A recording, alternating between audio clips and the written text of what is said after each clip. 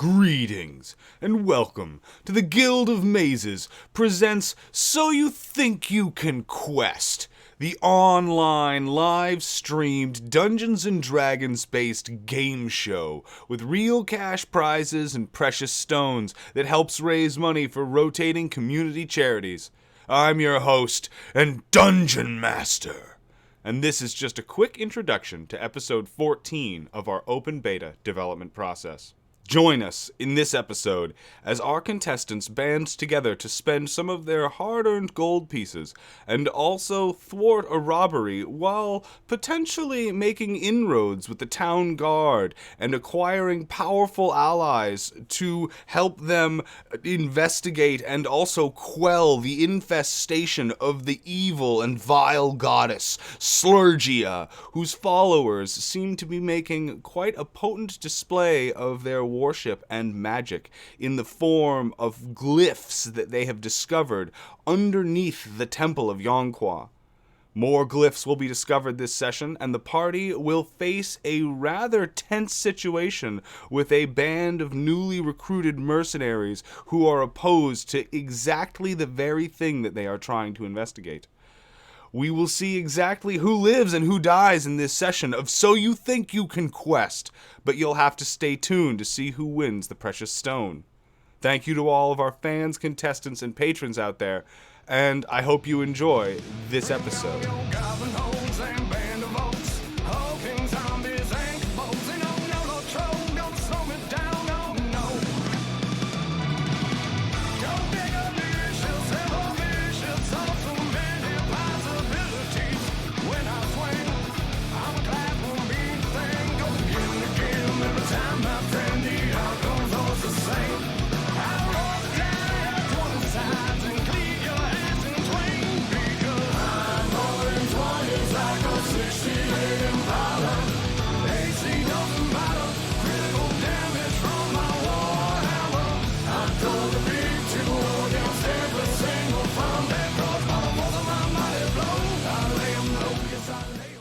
All right, and welcome to the Tuesday edition of So You Think You Can Quest. I hope you all can hear me out there and that everyone is safe and sound as they are getting set up to enjoy this evening's escapades. I know we're having a small amount of connectivity issues on our players' side right now, but everyone is here, we've got characters assigned, everything should be set up and ready to go. We're just hoping that Discord and Roll20 will both pull through in the last moment, as it so far luckily has every time that we've needed to go live, up into the last moment. A couple sessions ago with Val Uner, after about 20 minutes of struggle, it all came through, and I believe the same thing will happen at the end of this little introduction that I'm doing. If you're just now joining us, this is So You Think You Can Quest, presented by the Guild of Mazes. This is an online, live-streamed Dungeons & Dragons-based game show format with precious stones and real cash prizes that our contestants are vying for. And a portion of these proceeds go to different rotating community charities. And during the first 2 months of our launch, 100% of everything we bring in, whether it's patron accounts or money from the Twitch subscribers or YouTube views or whatever it is that we're getting in the form of donations, we are then passing that immediately along to the Extra Life Foundation, maybe organization. I'm not sure if there's a legal difference there. But at the end of the month, once it's all collected and we have seen what we've gotten, last month, in the last 30 days, we collected $250, which is a humble beginning, but I'm proud to say that there is $250 more in the pockets of Children's Miracle Network hospitals than there were before I started doing this. So I will take that and continue on. We are just moving into kind of closing down the second 30 days of production. I have worked on a lot of things to get ready for the kind of like upcoming update. Things have kind of spiraled out of control in terms of how many different like pieces of lore that I've been working on, and things for the community, as well as pieces of art. I'm working on an additional Guild of Mazes logo for everyone to enjoy, and a lot of it has just been pulling me in different directions. So hopefully all of that will get finalized, like closing a net around one's prey, and we will be able to enjoy a lot of stuff coming into the new year with a variety of new emojis, thanks to my friend Kira, who's been helping out develop like almost all of those. So if any of you in the chat right now are currently enjoying using my face to cast doom or dispersion upon others, you have her to thank.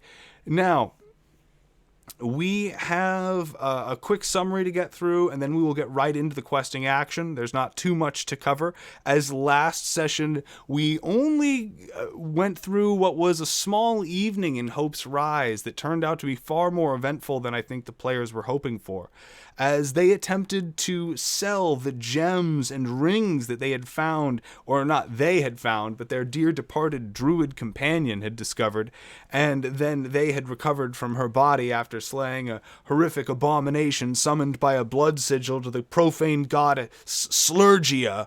But that's a little neither here nor there.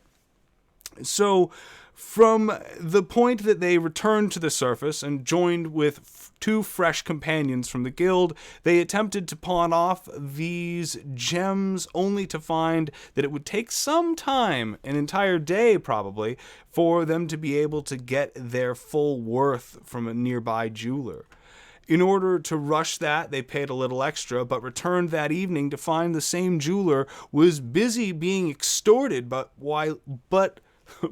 what looked like a gang of thugs or mercenaries of some kind, and not wanting to get involved, the two party members present returned to the inn, the Hob and Knoll, to enjoy the luxuries of its newly finished upper floor rooms.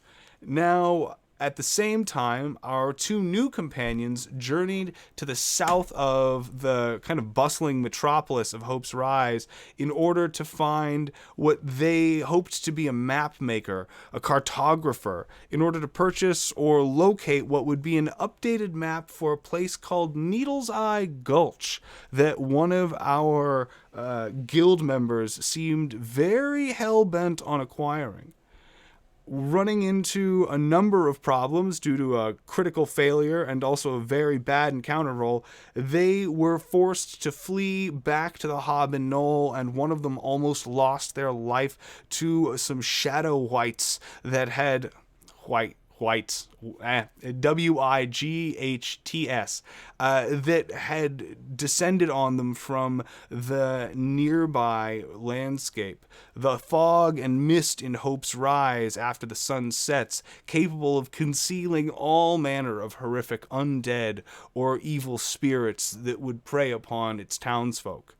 Now, if that were not bad enough, they also ran into a pack of teenage werewolves that had made sport by both issuing contract to and then hunting the poor through the streets in some sort of sadistic cat and mouse game.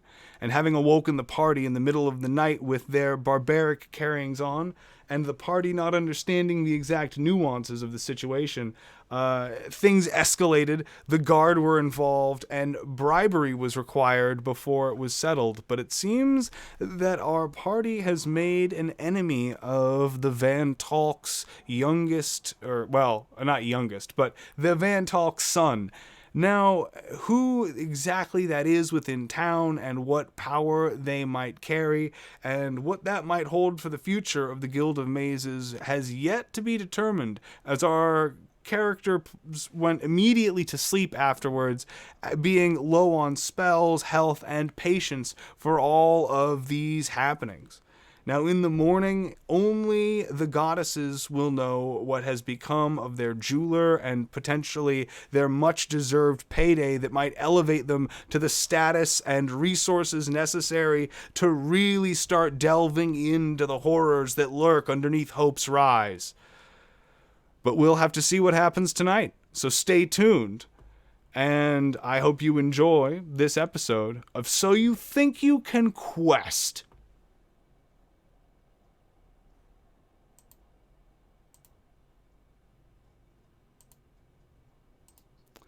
Hello, everyone. We are going live. It looks like as I've wrapped up this introduction, we are still having a couple of connectivity problems with a couple of our contestants.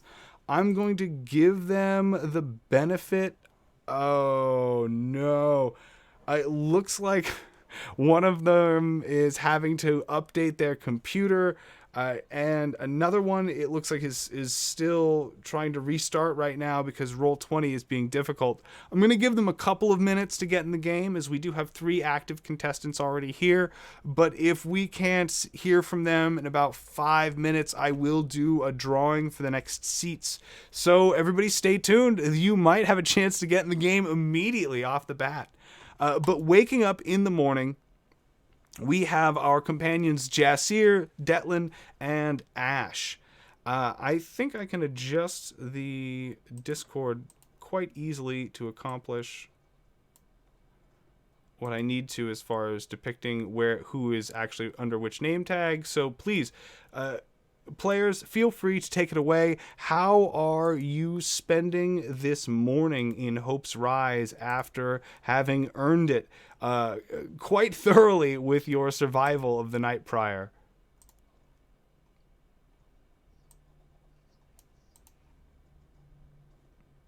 Outside of the jeweler, not wanting to take care of it then, I do definitely want to go back to the jeweler and see what's happened to my bag of gems and gold. Okay, is that that sounds like your immediate priority? Obviously, Detlin and Ash, you have your own, freedom in this situation. Is there anything that you'd like to do, I or are think you we going should to go. be joining your companion? I think we should go together and also stop by the armory when we're out and about and pick up some things. Okay. Yes. The only thing Detlin is going to do that's going to be a little off is walk over to Ash's room as soon as he wakes up early, kick the door open and go, "Did they eat you? No, let's go." All right, scramble, and he wakes up naked on the balcony, and he's scrambling to get dressed. He's gonna take some sort of a quick sponge bath because apparently I didn't get a room with a shower or a bath, and we're on. All right. Taking a quick run at grabbing a hold of all of your belongings and heading out the door, you are going to be able to beat a lot of the early morning crowd as you head through the streets. Now, getting to the Orbenders, the Orbender and Sons jeweler is going to be not but about a mile down the road, so it takes very little time at all. And you find that despite the events of the night prior, the shop is still open. One of their windows has been broken, and it looks like the interior has been damaged quite thoroughly. You don't know for a fact based on just a glance, but you would say they've probably been robbed of some substantial amount of their inventory. I'll look over the damage, take a deep breath, fearing the worst, and walk in the door. Okay. I'm with him, on guard. So, heading into the shop, you will find that the presence of all of the like kind of luxury and lounge-like interior has now dissipated, and instead there are employees or shop owners. It's really hard to tell. Just busy sorting through what they can and doing active repairs, but nonetheless, one of them still approaches you as you enter. A stout dwarven woman who says, "Yes, can I help you?" Yes. I was here the other day, and I pull out the token that I was given. I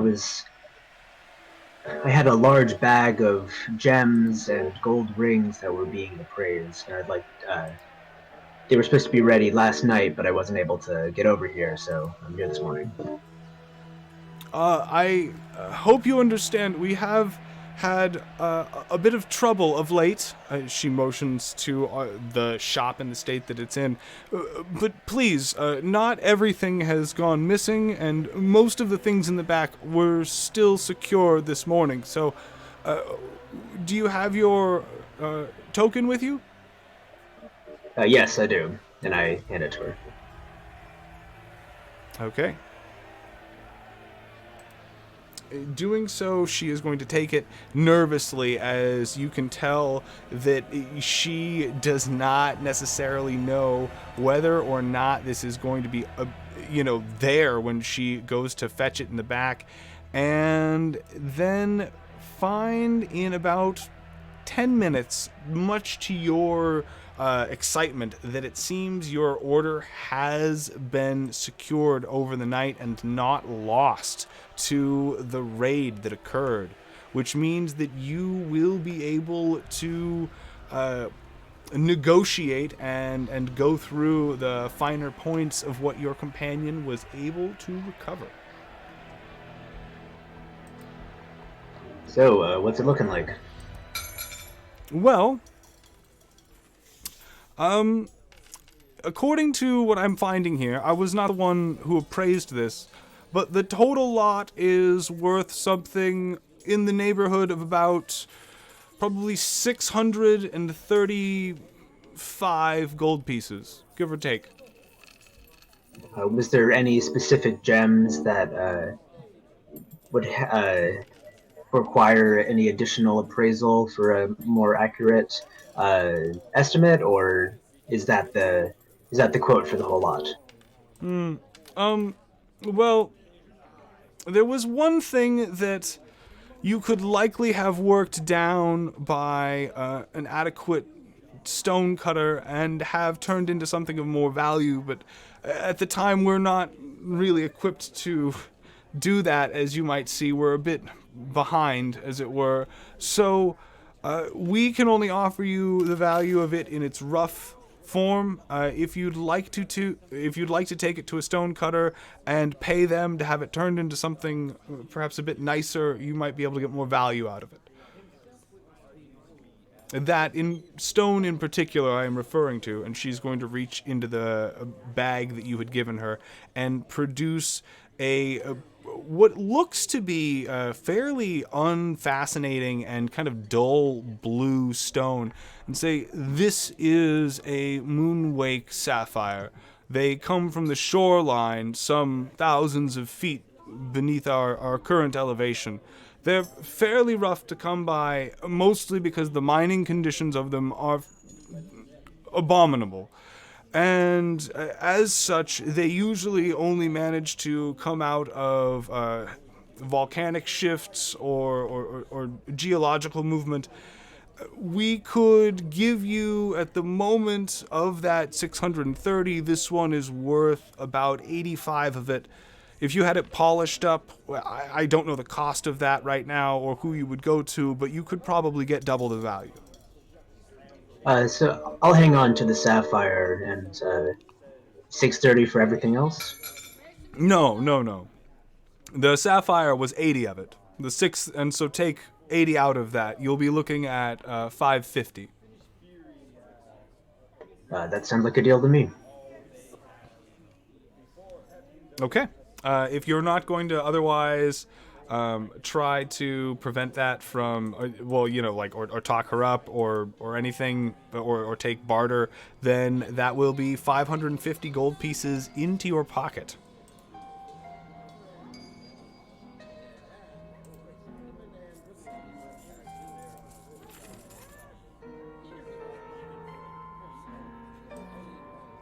All right, players, is there anything you'd like to do in the Orbender and Sons jewelry shop, or are you content to start moving about Hope's Rise with your newly acquired loot? Before walking out, I'll thank the clerk for the help and also ask, do you happen to know of where the local blacksmith or armory is? We were looking for one as well. Well, the local, I don't know if I could help you with that, but there are Just a local. several. How much money do you have to spend? Oh, well, a fair amount now. Well, I don't by any means to want to belittle what you've acquired, but if you're trying to purchase anything beyond the mundane, you'll find that gold does not go very far. This might seem a fortune to you, but judging by the arms that you carry and the way that you look suspiciously over your shoulders, I would judge you lot for mercenaries or soldiers of some kind. Don't get too excited. You'll find that the prices here are also steeper than they would be elsewhere, as the isolation causes there to be quite a bit of inflation in local prices. If you're looking for the finest wares, though, you'll want to go to the Giant Feller Forge. There's no dispute that that is the finest wares in town. If you're looking for something a little bit more affordable, but you still don't want to compromise in quality, I would recommend going to the Riverstone Forge. Raslin may have a bit of an eclectic way of doing things, but she is one of the best smiths in town, bar none. Thank you very much. I turn to the rest of the party. Control. So that's the one we want to go to?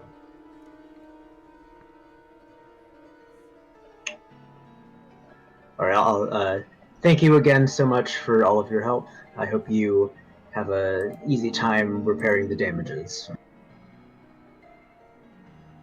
Oh, thank you. We are still at the moment just trying to figure out exactly what it is that we're missing.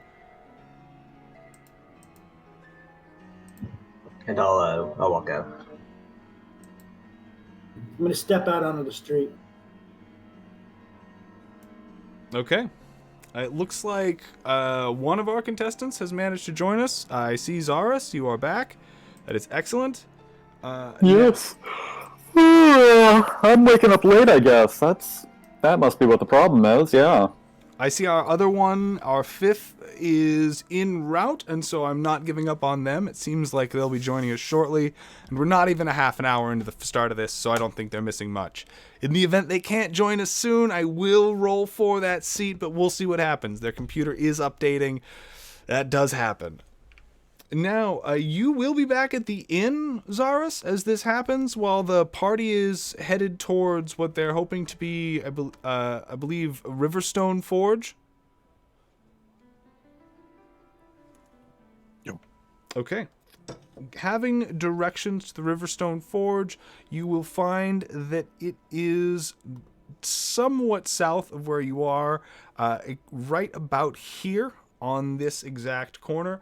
And you will immediately understand what the shopkeep was referring to by an eclectic style, as the outside of the very shopfront has been worked into a piece of kind of bizarre art with forging and welding of metal plates into what looks to be kind of this mural of various figures, though it might be an otherwise kind of like peaceful image. It's given kind of this bizarre, like almost quirky and morbid quality by the fact that it's made out of just these rough iron solders that are done in crude relief. So the outside of it almost like looks kind of terrifying and discouraging. The inside, however, is every bit the welcoming that you would expect from a halfling's abode, as the inside is well organized. There are kind of various areas of seating, despite the fact that there is a forge in the other room that you can see through a curtain that is hanging in kind of the midsection and choke point doorway of this two-chambered storefront. You can still smell what is likely food and some form of either cured like smoking leaf of some kind wafting through the air, or maybe incense, but it still provides a pleasant backdrop to the distant pounding of the forge.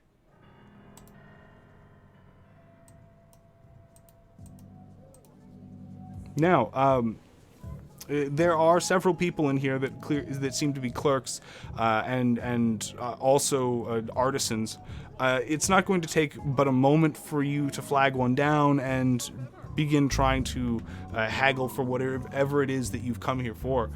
Party, what would you like to do with your newfound money? Need a glaive. I'm going to ask for if they have a flail. I'm going to ask about an upgrade to my leather armor.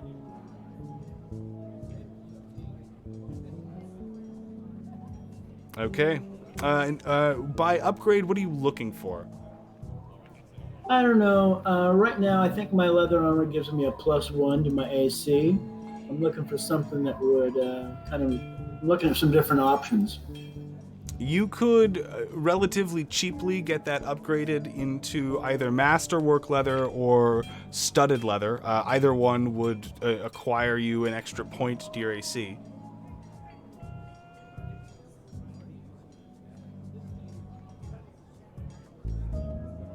Okay, and this leather armor that I have now, I'd like to trade it in or else get it studded. What would it cost to just get studs on this existing armor? To get that turned into studded leather armor, it would cost no more than 10 gold pieces. How long would it take, or should I just trade it out? We could get it done in maybe a day, but you'd have to come back tomorrow. You don't want to just trade it for studded armor? Well, that's up to you. We have studded leather available. And will you take my leather armor as a trade-in and trade me for studded leather armor? Sure. We won't be able to... It'll be a little bit more expensive, so closer to about 15 gold to make that exchange happen. Done. It's quicker. I'll pay the extra. All right. Deduct that from your 550.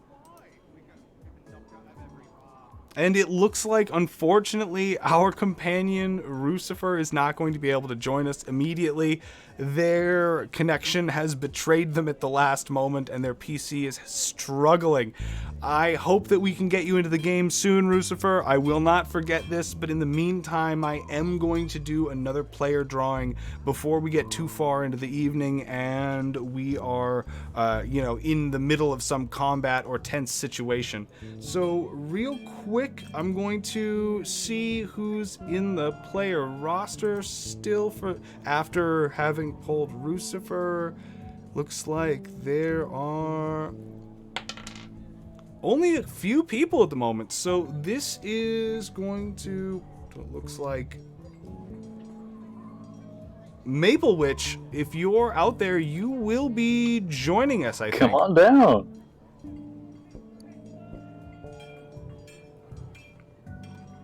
I will go ahead and give you the active questing role. I know you've already got an invite to the game. Feel free to slide on into the Discord when you get a second. We will continue dealing with whatever it is that they're wanting to purchase from this blacksmith? I was hoping to trade in this mace in exchange for a flail, if you have one. Exchanging the hello. Exchanging that mace for a flail will be a simple matter of an 8 gold piece difference. All right, I'll put it down on the table. Make sure to deduct it and also take the mace out of your inventory, but welcome to a brand new flail. And Delton is going to take the chainmail out of his pack, take the battle axe off his side, lay it on the counter, and say, Masterwork Glaive for both of those. Go ahead and give me a persuasion check as you attempt to just make a hard bargain without any coinage exchanging.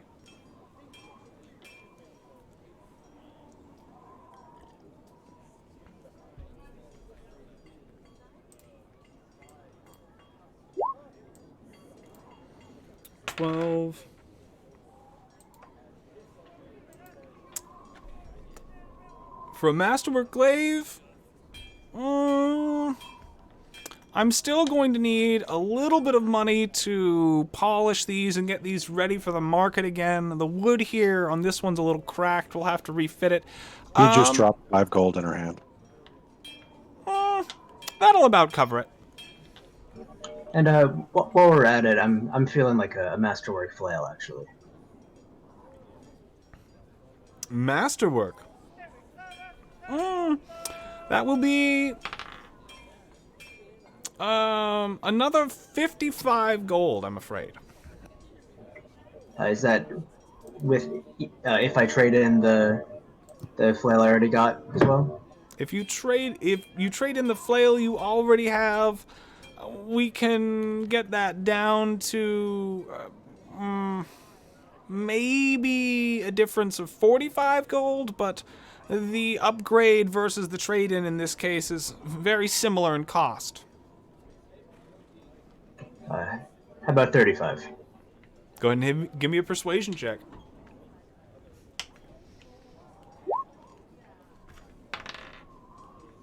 Based on your companion's previous generosity, it looks like they will accept this and say, okay, but I don't know if I can necessarily guarantee you a deal on anything else. I'm starting to use up all of my goodwill here early.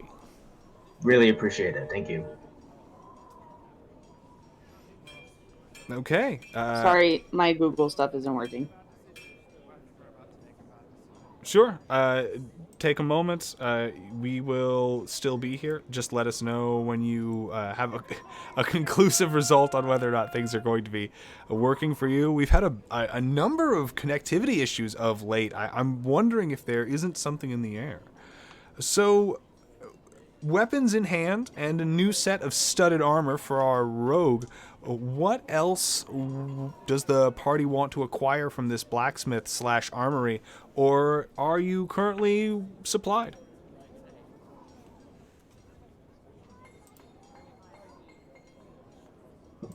I'll ask. Do you have any spare either caltrops or just some some nails or some things like scrap metal? Yeah, that's easy enough. How much are you looking for? Looking for. I pull out 3 cloth sacks I have, but 3 sacks full.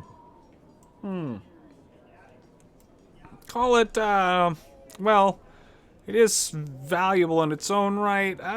We'll call it 9 silver for scrap metal. If you're looking for caltrops, we can make those, but it's not something we really keep on hand. I'm good with the scrap then. I'll put down the 9 metal. Okay. 9 silver, not metal. 9 silver medals. Got it.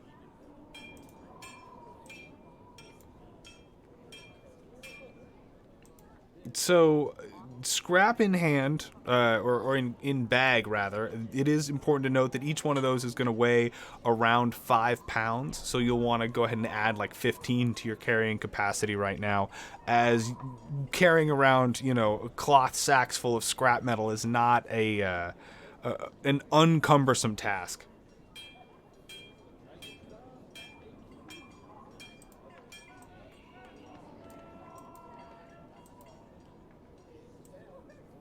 All Alton right. just kind of holds out his arm.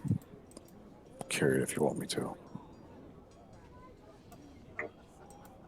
I already had another one. Do you want to take one or two? I'm fine with whatever you want to hand me. All right, I'll give him 2 sacks.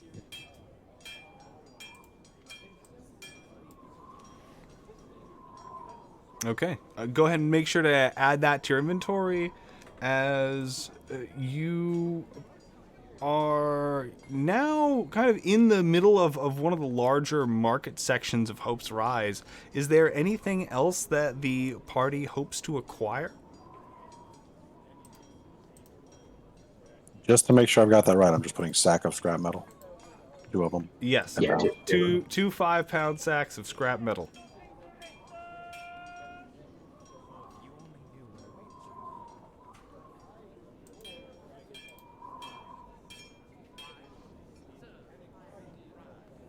I say we head back and check in with, see what's next. Are we all equipped? Do we need anything else?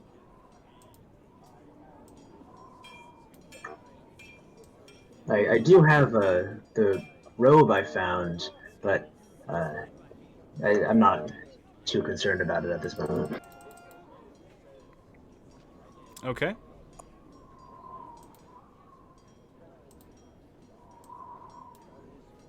That's 1 vote for heading back.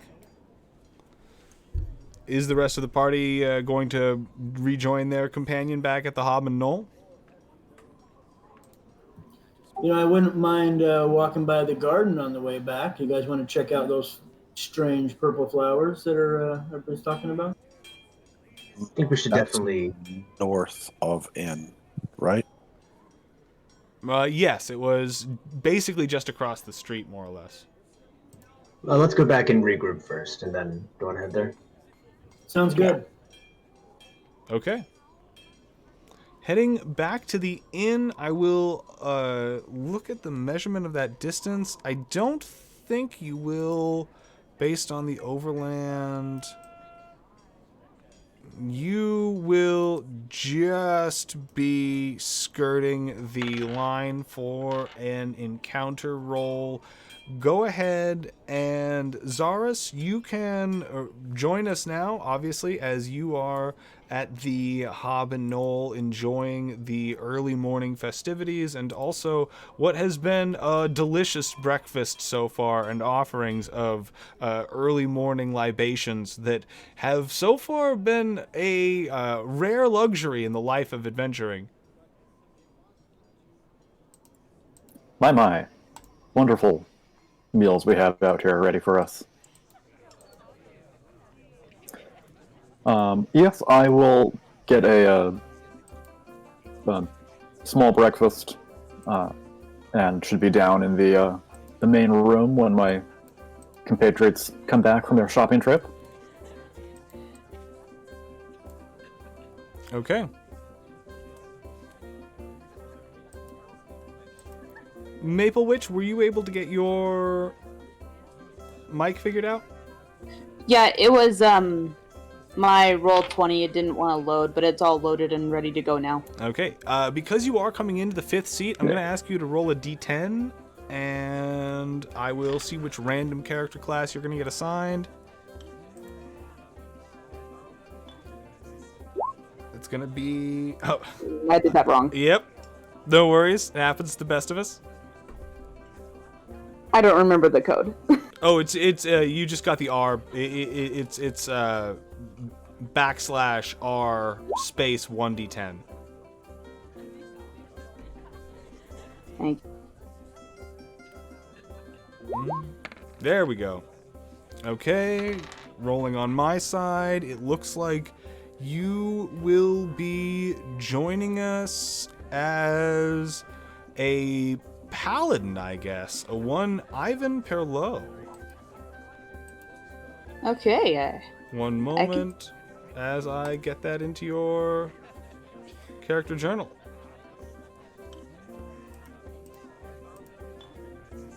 Level 4 Paladin joins you as they warp in from the guild hall now into the town square as you return from your shopping trip and find your companion well sated and lounging in the common area of the Hob and Knoll. The morning is otherwise peaceful. The fog is light for, Hope's Rise standards, as you can almost see direct rays of the sun through distant clouds. The party is more or less united and safe here for the time being. What would everyone like to accomplish?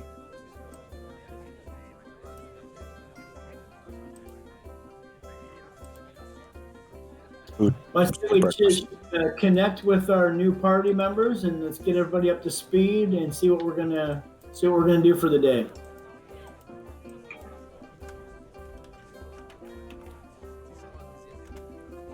Just here, I see you left without me.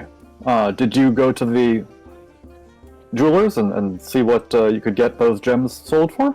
I did. You were sleeping. Yeah. We got a good amount of gold. And Oh, that's good. Was he okay after last night? I didn't see the clerk that helped me before. They definitely seem to have been robbed a little bit.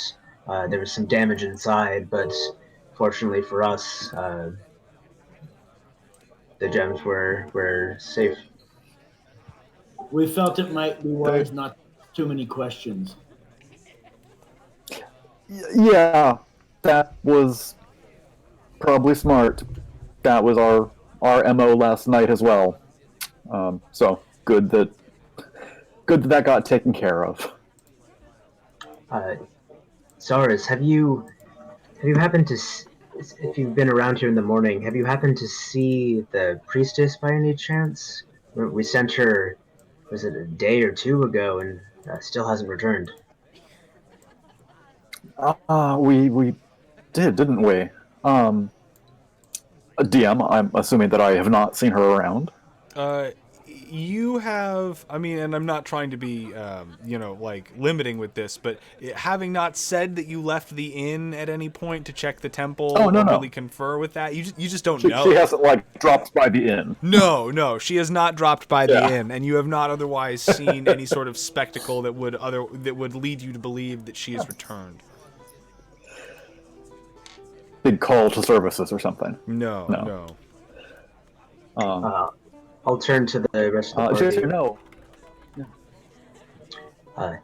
I know there was that garden nearby that we wanted to look at. Do we want to go there and then maybe afterwards head over to the guard tower and see if they know anything of what happened to her? I think that's a good idea. Those flowers they mentioned were they sounded interesting. And you said you'd seen flowers like those down in the sewers at an altar? They were fermenting. Was that fungus? Was that the same flower, do you think? There was that blue fungal matter that we found, and I would imagine it logically it could be from that very garden. Let's check it out, because if I can get out of this business, I think Sounds might be the way to go. Let's go check out the new flowers.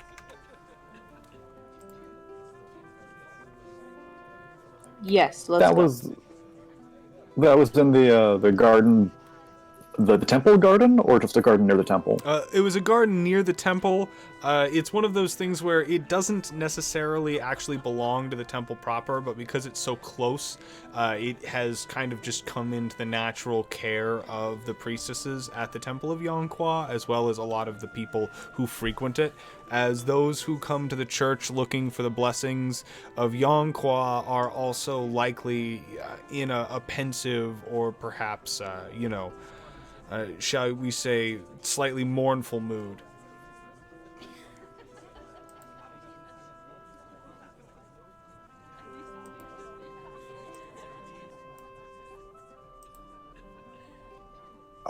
ready in just a second. Got any of that pork left? They will have sold through the entire hog, but it looks like this morning we've cut up a fresh side of beef. We've been just frying it up by the chunk with a few hen's eggs. The eggs, just give me the meat. Tosses in a coin. All right.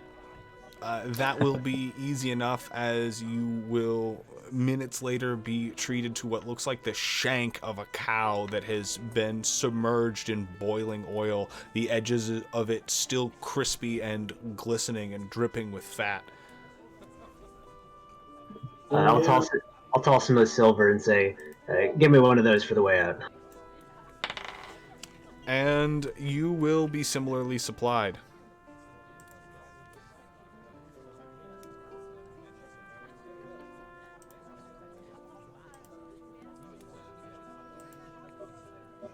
Everyone ready to go? Let's go. I'm going to step out and begin walking over there towards the garden. I'm with him. Okay. The garden is not but maybe a couple 100 feet away from where you are. There's a few houses that you have to pass by, as it's not on one of the main streets. It's kind of tucked away, adding to the serenity of the environment. You find that there are not that many hedges or plants here, and the garden itself is fairly small, so locating one of these blooms, if they do in fact exist, should not be too difficult. I'm going to enter the garden stealthily. Is there walls like around the garden? There are a couple of waist-high walls around the garden, so there's only like one real entrance, but you could easily step over them. It's not like any sort of real barrier. It's more decorative. All right, so I'm looking out as we go into the garden. I'm looking out. Is there anyone else in the garden? Is there anything else I'm looking for? Is there anything other besides flowers there? Go ahead, give me a perception check if you're just scanning the area and seeing like if there's anyone here or anything that immediately doesn't seem like it belongs. Can I aid? Please. Go for it. So that's 17... is going to be enough to certainly locate off the cuff an outcropping of these purple blooms that you've heard about, and it's going to also be enough to make you feel like you're relatively alone here in the midday fog. There's one other person in the garden, but they seem to just be there enjoying the peace and quiet of it, busy reading a small book in their lap and snacking away at some amount of it looks like fruit and maybe dried bread of some kind.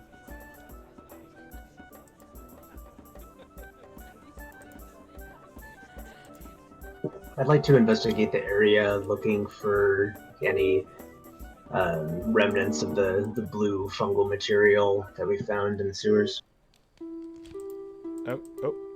Okay, you got it. Go ahead and give me an investigate check as you begin to look around. That 11 investigation is not going to yield anything other than what Ash was already able to sort of gather in their rather astute and immediate appraisal of the environment. It doesn't seem like there's much amiss here.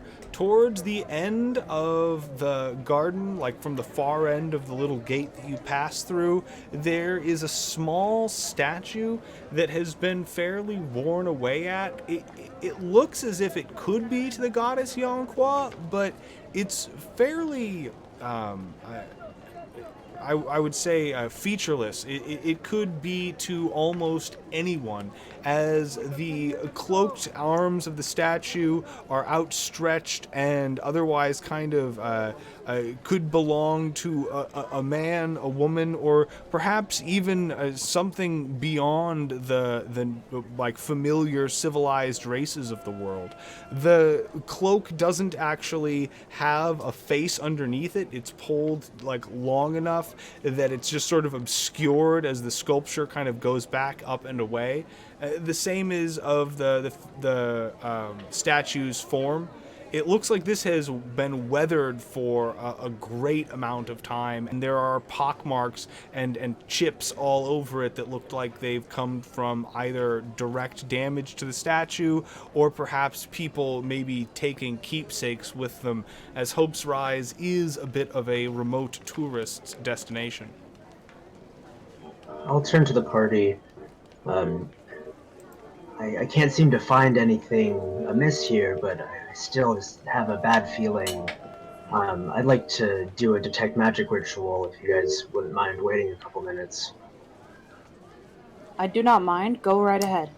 I think that's a good idea. That And sounds good. I'm going to try to snag one of these flowers and just put the bloom like in my pouch or whatever. But I'm going to try to do it without being seen with my sleight of hand. Okay, go ahead and give me a sleight of hand check as you attempt to pocket these flowers. Can I try to counter that? I don't know how to do that. Sorry, in what sense? Like, can I try to see him? That would be Do a it. perception check. And it would be, at the moment, well, yeah, I mean, go ahead and roll. That sleight of hand is going to be enough to grab a hold of these things delicately without disturbing the blooms. You will not notice as Ash manages to pocket these things. Ash, you're tucking these away like under your cloak or into a satchel of some kind.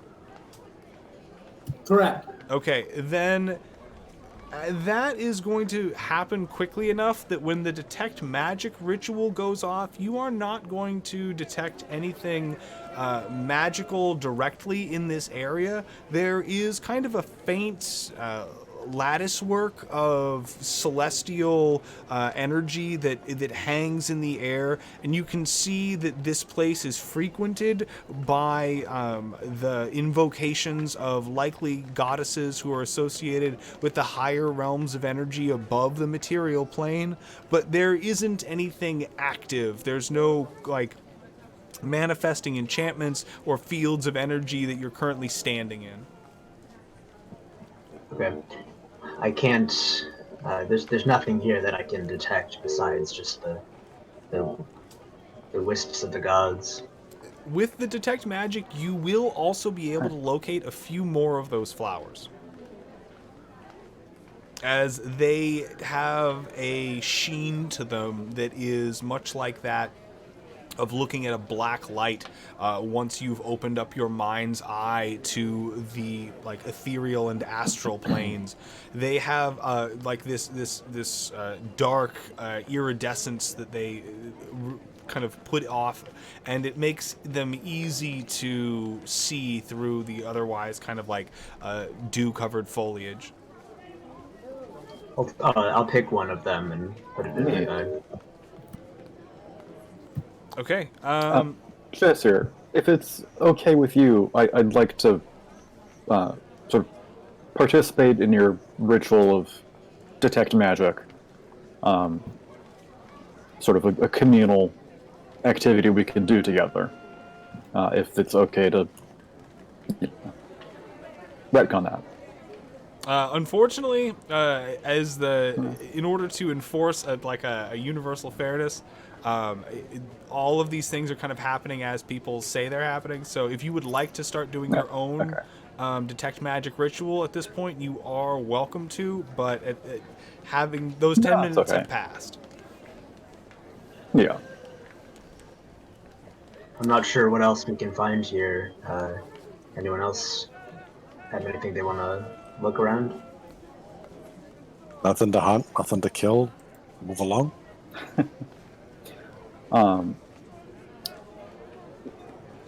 I can't quite tell what this statue is, which god or goddess it may be for. So I'll just say a little prayer to Sylvain, goddess most righteous, and leave the offering of a couple copper at the foot of it too. Okay. I lost my entire thought. I am so sorry.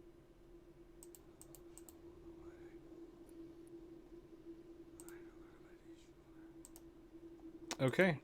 With your offering left on the stones for what you think to be likely a goddess of anyone's choosing, you have acquired these flowers that you suspect have some tie to the corruption from the goddess Slurgia. Is there anything else you'd like to do for the time being? Is there anything that's been left at the altar in particular? Of Anything's in the jar? leavings at the altar right now, they are all like either withered and dying flowers or food that is like half eaten or weathered.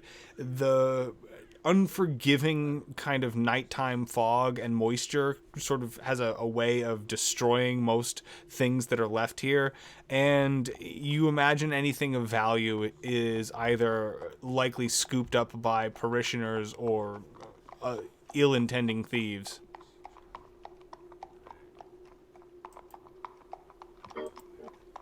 Want to stop in temple, see if your friend back Thank there? you. Let's stop in and see if she's returned, and if so, see what she's been able to find, and if not, head to the guards and see if they've heard of anything. Sounds good. I'm definitely worried about her. Also, I'm not sure if it's wise for us to go too far away from the city, or the city center, as those flashes of lights coming from the sewers makes me feel like we're not quite done. You think we should go and question this other person in the garden, see if they've seen anything? Or should we just leave them be?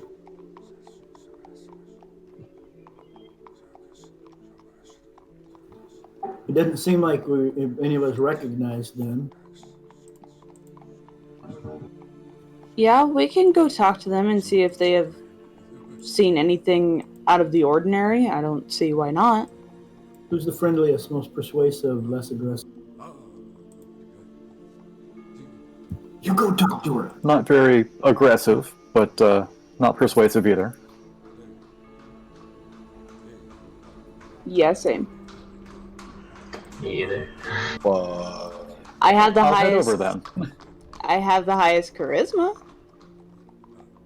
or at least I'm assuming the highest charisma. I don't know.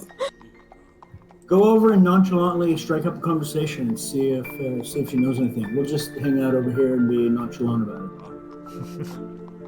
We're just We'll five head over. people who are heavily armed in extravagant clothing who have been patrolling this area for the last half hour, and now one of us is going to come over to talk to you. It's no big deal. It's that small of a garden. Maybe we should just take off and... Do you want to talk to him or not? Somebody say hi. Hey, no, please. I wasn't. Do by they no- I head over. seem suspicious at all? Like, can I do like a perception I'm check? gonna go introduce myself. Okay, never mind. Yeah. Goodbye, Please. after all. s- I suppose on the way over I'll make a perception check to see if, they're clearly busy with prayer or something, They're just reading a or, book. planting a bomb. Okay, reading a book. I didn't detect any magic from them with my ritual, so I'm not too worried about them. Introducing yourself, they're going to look up at you and nod and say, "Oh, well, it is a lovely day." Yes, I'm new in town here. Is this a place that you frequent? I don't know if frequent is the right word, but... And she's going to motion into the distant horizon of the buildings and say, I'm just waiting to start the rest of my work. I'm on a break right now, and this is a nice and quiet place. Yes, I see. My name's Zaris. Quite nice to meet you. It's nice to meet you as well. Is there something that I can help you and your friends with? Let's wave over to them. Yes. No, I just we'd come back here because there were some odd purple and black flowers that we were told were back here, and thought we'd take a look. Well, are there odd purple and black flowers around here? I hadn't noticed. Nope. We... Can we No, there hear this? aren't. Go ahead and give me a deception check. As Can we you... hear this Okay. conversation? If they can hear that and he says no, then I'll try to deceive this person. Go ahead and give me a deception check. Okay.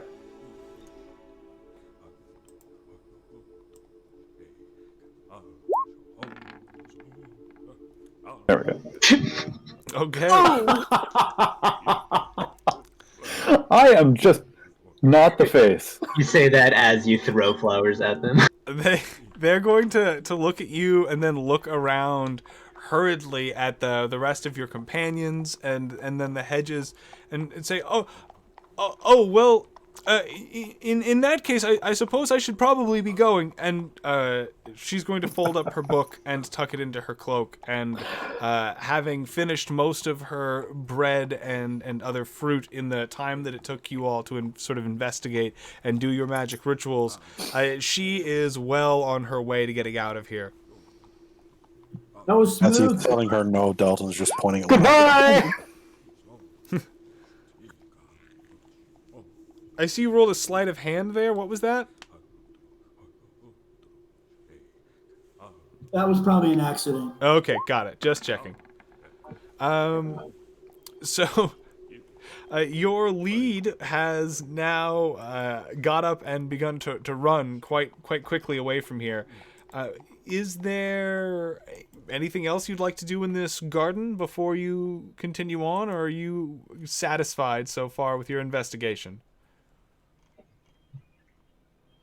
Well, unless anyone would like to tackle him as he leaves, I think I'm satisfied. Dalton's just going to speak up really loud as they're running out. Bye, have fun at work. You'll see she'll raise her hand in the distance, as she departs in some sort of attempt to remain amenable, but she is gone into the mist and fog rather quickly. I'm backing into this bush. Nobody sees me here. I'm gonna walk out of the garden. I start walking towards the Temple of Yanqua, anxious to see what's become of the temple since we shoot everyone away. Okay. Yeah, let's head back. I can't wait to see how this stuff is mixed with burgundy leaf. Just kidding. All right. Heading back to the temple, you are going to find that there are some rather confused parishioners gathered around the wreckage of the central altar area that was in the process of being repaired. The priestesses are nowhere to be found, and there is some amount of kind of like community stand-in happening where some of the people who are likely frequenters of this church are sort of helping others, and they're still continuing to clean and restore this area, but you can tell there's an uneasy air as there is no official representation of the goddess that everyone has come here seeking. The other priestesses, while they may not have been as powerful as the high priestess herself, were still at least capable of working small magics and blessings on behalf of their celestial patron. But now it's as very literally the magic is gone.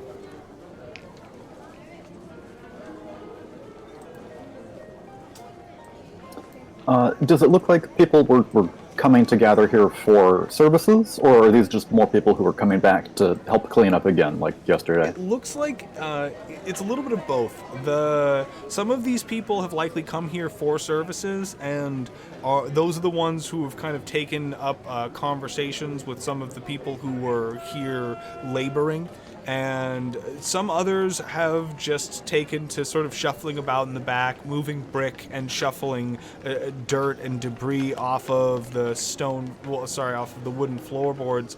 But There is not really any sort of organized anything happening right now. Most everyone is speaking in low tones. No one is really addressing the group in a formal way. Everyone's managing to just sort of get by as they absorb at least the comfort of their fellow parishioners. I'd like to scan the room and see if there's anyone that looks like they're more in charge or like has some position of power amongst these people. Okay, go ahead and give me an insight check as you quickly look amongst the people there and see if you can find somebody who might be able to, be a central figure that you could talk to.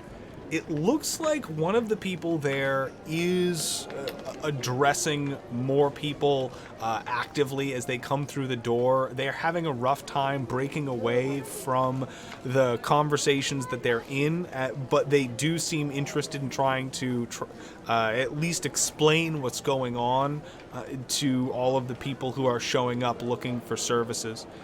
They have been here for the last few days, you believe, and they came early, judging by the look of the kind of like the dust and debris on their clothing already from having helped labor and move stone about in the early part of this very day.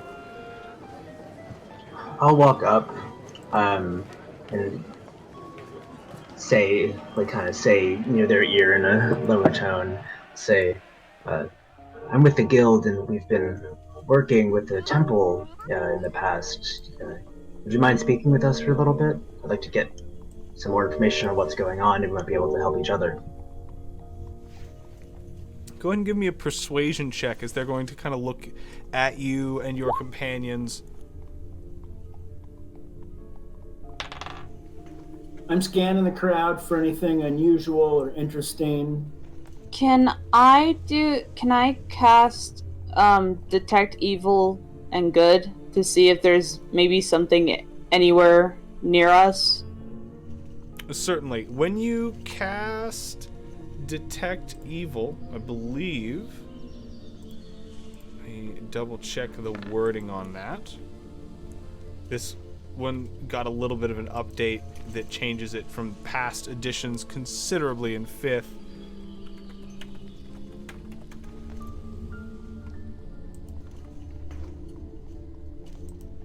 You are going to be able to detect of all of those things. Okay, yeah, 30 feet. That was what I was checking. There is no current appearance of aberrations, celestials, elementals, fiends, or undead within the 30 feet of this central worship area here in this church. You are going to, however, absorb the knowledge that this area has been magically consecrated. It is currently aligned with the higher celestial realms of, if you will, like positive or radiant energy. And it seems that Yonqua's blessings and her presence are still active in this very place. They are not so far away or so destroyed or disrupted by Slurgia's presence in the last few days. It seems as if this temple is by all means functioning as one should. Okay. Yeah, okay. I gotta think of something, sorry. Take your time. In response to Ash, you said you were scanning the crowd. Go ahead and give me a perception check to see if there's anything that emerges that is of particular note to you. I'm going to move us to the town square and then also shift us to the temple area. There we go. With that 12 perception, you don't see anything that alarms you. Everything here seems pretty normal, and these people's reactions seem pretty fitting, given the fact that it seems like their priestess is taking an unscheduled day off. You know if Priestess showed up yesterday at all? I had the 20 persuasion talking to the practitioner. Absolutely. Sorry, I'm just trying to cover everything there. Yeah, okay. The talking to that individual in terms of like finding out what's happening here, and they are going to look at you and say, "Well, I understand that you mean well, but we are having a bit of a problem right now. You see, it seems like nobody has been able to find any of the priestesses of late. They have a small abode both next door to this temple as well as farther out in the country, and after yesterday when they were absent for the evening sermon, we all began looking and we've turned up nothing so far. It's unfortunate. I know that you are probably just as concerned as we are, but right now, as a community, we are more focused on trying to make sure that the people who've come here in need don't get turned away empty-handed. I can do very little without the actual magic and powers of the goddess, but right now I'm just trying to make sure that people do not lose hope and that there is still somewhere for people to gather if they feel as if they need help from the community. Of course, the only thing I was looking to gain from you is information. I'm not sure if you were aware, but I sent one of the there's a situation in the basement. I don't know if you're aware of that or if that's been resolved, but I did send one of the priestesses um, to go get guards to help, and she never returned. How many priestesses are missing? There are 3 that we know of, but the one missing is it's just such a hard thing to establish. Here in Hope's Rise, it can take days sometimes to get from one location to the next for the danger that might present itself. For all we know, they may have been waylaid or thrown off of their very land itself in the night by some sort of terror that they were forced to flee. We're hoping that that might be the case, as grim as it is, and that they might return to us shortly once they've managed to find safety.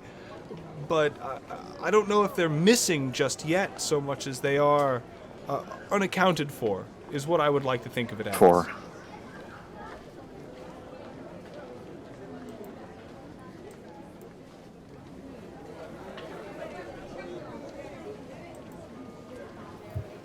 Is that about right? There's normally 3 or 4. There's normally 3, yes.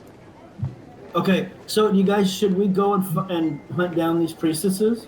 I mean, they're all gone. That is kind of weird. yeah, let's guys- each get a description and each go off and find our own priestess. Bring her back. Well, no, I'm thinking No. chances are if they're all disappeared, they probably disappeared to the same place.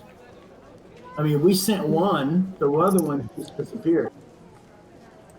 Is Guild being paid for this? Are we being paid for this? No. Let's take this conversation somewhere less public Do we still have those rooms? before we talk about how. The rooms were only purchased for the evening, so for the time being, you've checked out, and those rooms are forfeit. Priest We have the big house window. next to here, yes? Yes. We go check, see if they're in this house and talk. Okay. That will kind of just put you over a very, very small amount of distance to this place nearby. As I'm going to shift the map.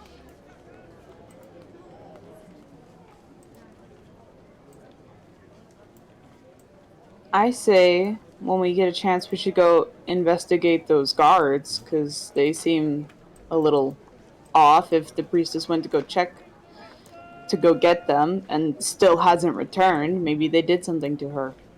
All right. Heading next door to the house in question, you That'd be find unfortunate. that the door is unlocked and the interior is all as bit as humble as you might imagine. The chests by the foot of the bed are open, and in the interior you see only linens. Some of them have been strewn about a bit. It looks as if this area has been searched, but not ransacked, just gone through. And other than that, there doesn't seem to be anything outside of the ordinary at the moment. I guess the only real lead we have is with the guards. We can go and see if she at least made it there. If not, then I'm not sure what else we could do. Okay, but we getting paid? Yeah, but well, no. Does it matter? You should just do it out of the kindness of your heart, about caring about the priestess and her well-being. Paid, but we should be Just doing looks down at his something chest, looks back up at Yeah. her. Kindness? What? The temple has been working with us. We actually have sort of a headquarters down in the basement where we've been having some troubles in the sewers there. So I think it's in both of our interests, the church as well as the guild, to have a mutual beneficiary relationship. Well, I think we have kind of a symbiotic relationship. We also do want to try. with these priestesses. Go ahead. I was just saying, I think we have kind of a symbiotic relationship with these priestesses. I think it would behoove us to go find out if they are in trouble. Okay, we find them, but if Definitely. somebody has them, we Oops. take their gold. They pay us. No, Well, you should just Hope do Rise it because also they might be in hopefully- danger. They might be in danger, but they also might be looking at the entrance to the dungeon, which is really what we want to find in the big picture. That's- I'm sure wherever we go, there'll be monsters and gold along the way. This seems like a very rich, fertile ground for that, or fertile mist for that. It's a pretty wealthy organization. I know that Hope's Rise is a place that the Guild of Mazes wants to help. They want to establish themselves here at Hope's Rise. So what we can do to help that happen, whether that be helping rebuild the destruction or find the priestesses, or help the townsfolk, I think all of that would be for our work here on behalf of the guild. I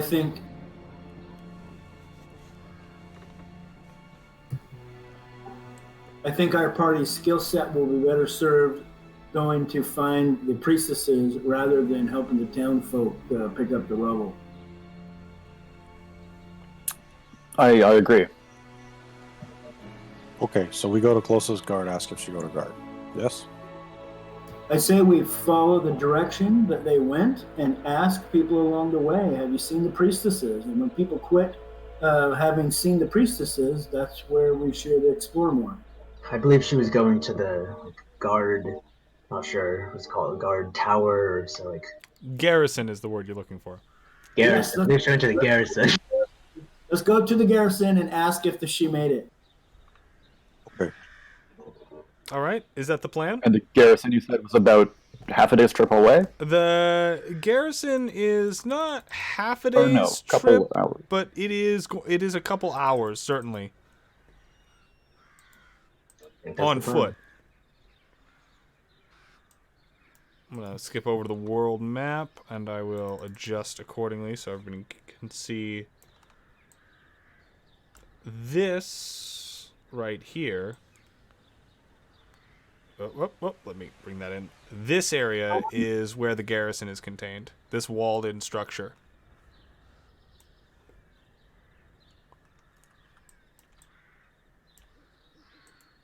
Okay. As I, yeah. So yeah, that is a ways. For the walk, I'm going to take off my new studded armor and put it in my pack instead. Got it. Is everyone going to be joining them on this trip to the garrison to see if the priestess arrived? Yeah, I'm in. I'm going. Yes. Okay. In which case, somebody give me an encounter check as you set out.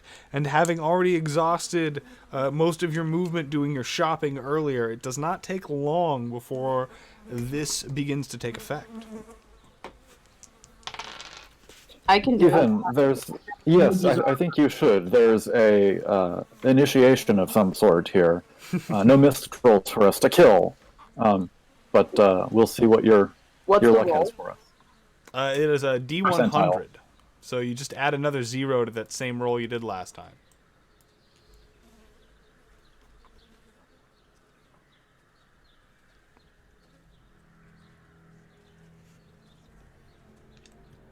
My internet's taking. There it goes. It seems like everyone's experiencing that. Okay, I already rolled, so I'm just gonna do my adjustments really quick here. That's going to be...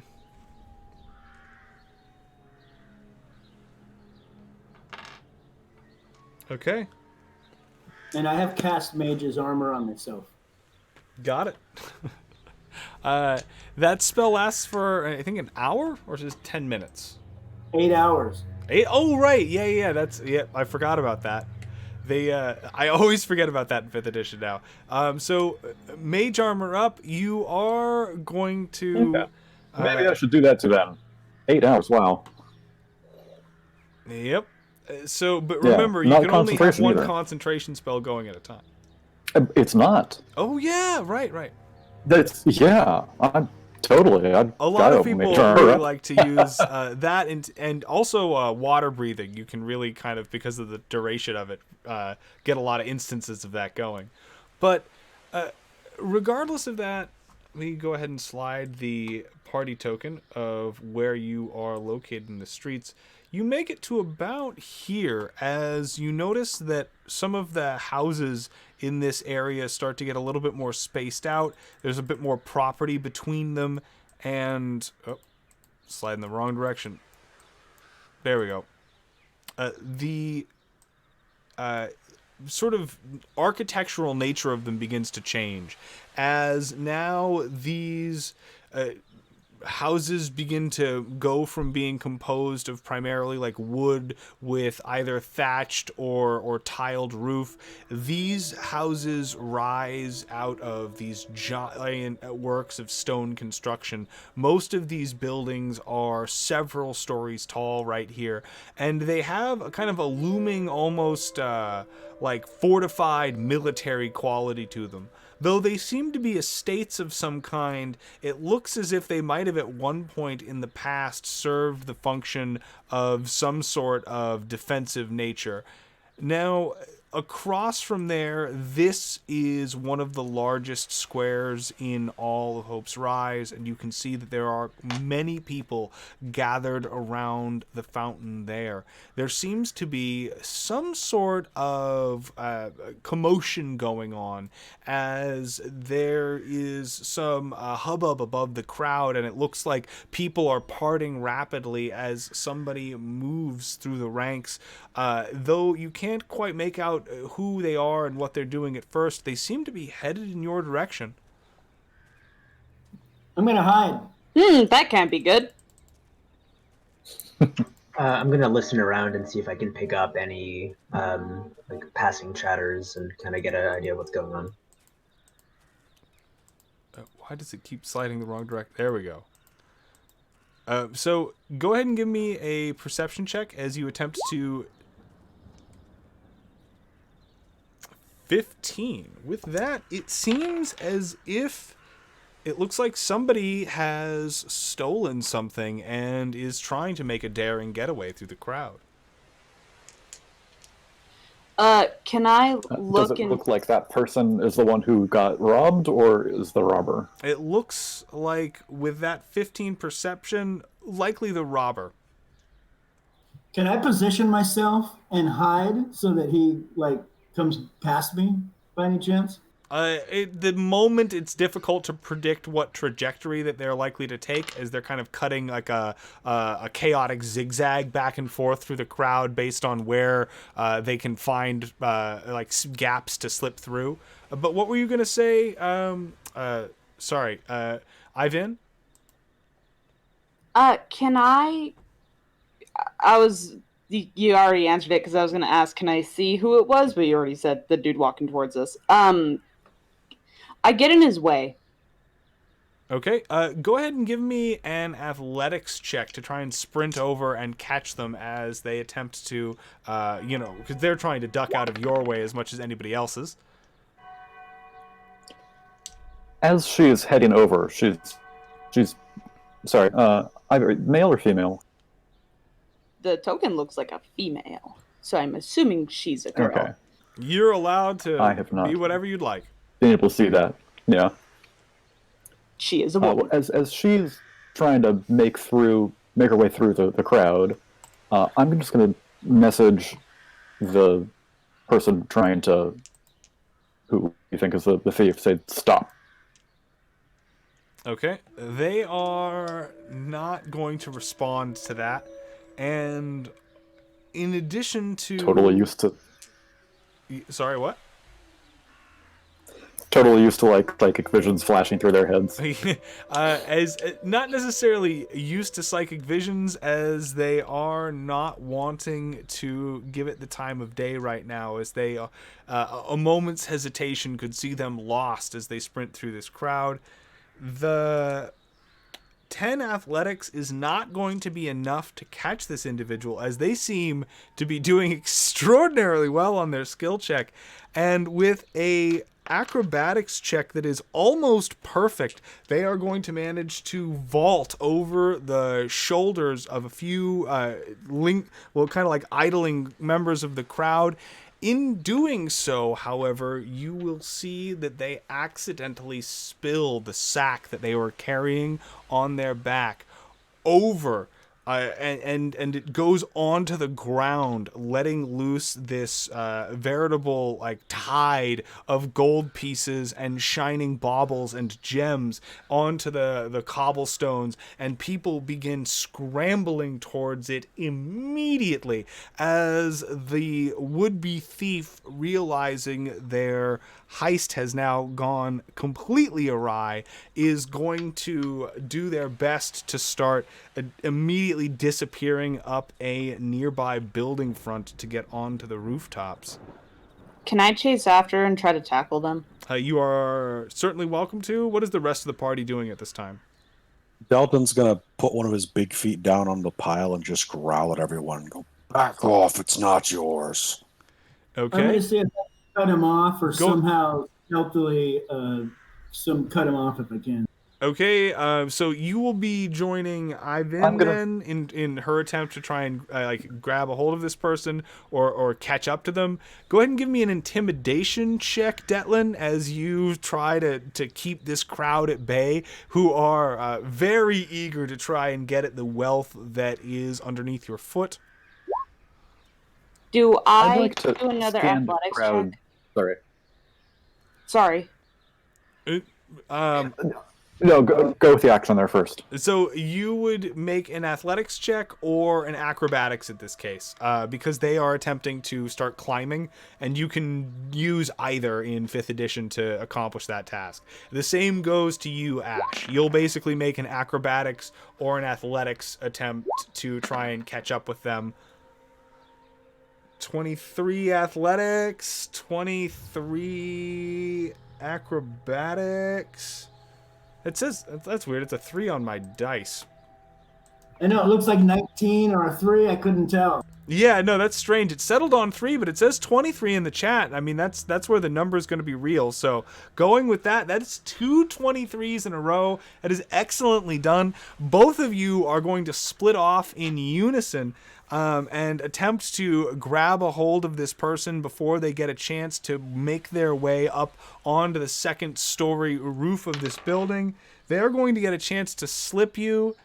And, oh man, that was close. I thought that was an 18, but it was a 13 on the dice. It's a little dark in here. So that is not going to be enough in order to get away, and you are going to manage to catch up to them. And at this point, which one of you would like to try and grapple them, or otherwise, grab a hold of them and prevent them from getting away? What check would that be? Athletics. What do you got, Ash? That better be you. Okay, then I will try. Okay. So go ahead. As you, with 20 athletics, are. Sorry, that almost went off the table there. You are not going to be able to grab a hold of them. Even though you're kind of in this active melee with them, they do manage to slip through your arms as they seem to be quite limber and dexterous. I'm going to cast Mold Earth right in front of them and just tangle them up. Okay.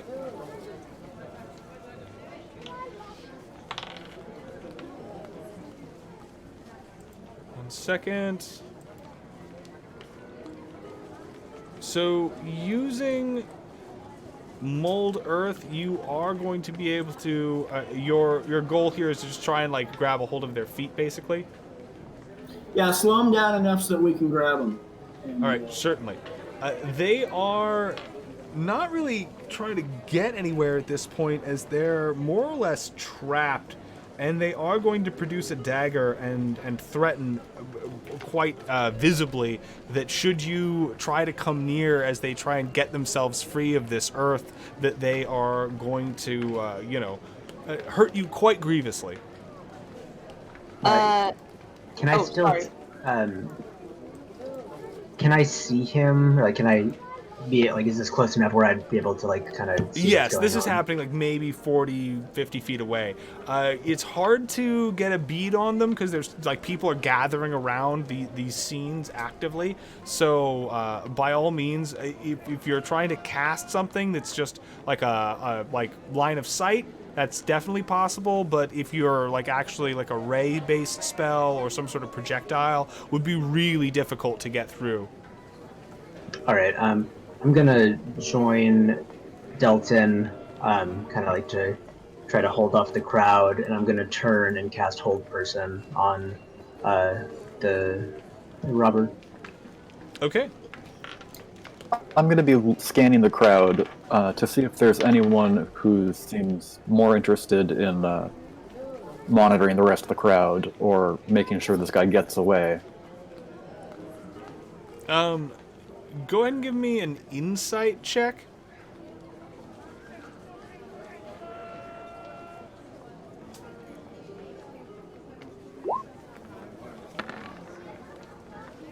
And it looks like this person is proving quite the slippery bandit as they roll a nat 20 on the wisdom saving throw against that hold person. That insight check doesn't reveal anyone in the crowd who looks like they're interested in this person getting away from a friendly standpoint, but it does reveal the approach of what seems to be a couple guard as well as a very angry shop owner who is going to be busy trying to scatter the townsfolk who are trying to pilfer up what pieces of gold coin have scattered and rolled into the town, the fountain square here. Can I try to grapple him again? Certainly. At this point, he is not really able to. Well, he's more focused on trying to get away. So you have a round to try and do something, and Ash can try and do something as well. So you're going to try and grapple. Go ahead and give me an athletics. Ash, what are you doing while your companion's attempting to lock this person up once more? Assist. All right, go ahead and roll an athletics to assist on that grapple, which is very strategic given the results of what transpired there. Apparently my body's made of oil, or his body's made of oil. Very, very slippery. That 15 is Maybe going to be him. He enough to dropped all the aid, tools. so that means that our paladin companion, Ivan, you will be able to roll again. That's going to... Excellent. 19.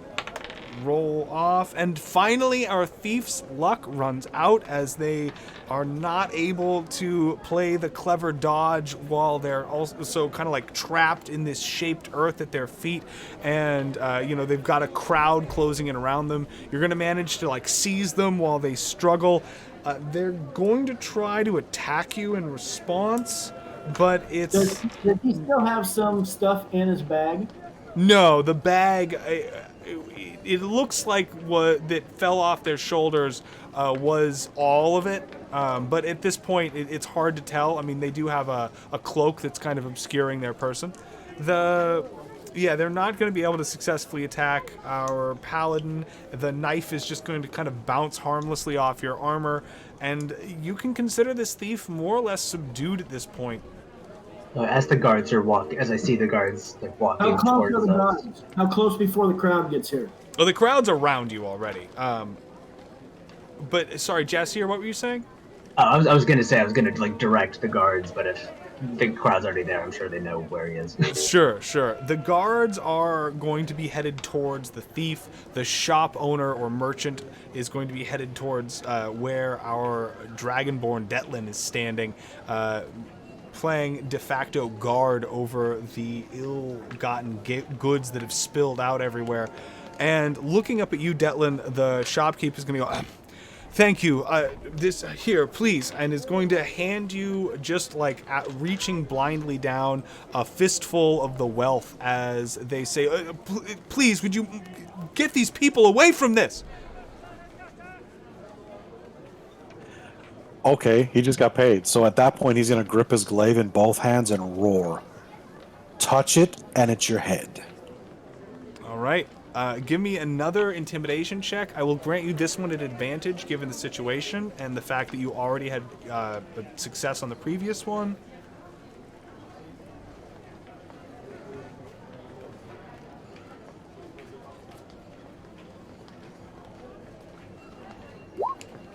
Nice. I guess the advantage didn't matter, but it's a good roll. You are gonna scatter all of the people who were kind of trying to like use the fact that there was a circle of them around you to like get at the money from different sides faster than you could try and shoo them away. But now with your weapon drawn and it looking like you're hungry for blood, and who could blame you now that you've been paid handsomely for it, people are going to start scattering and pay much more attention actively to the thief who has been caught.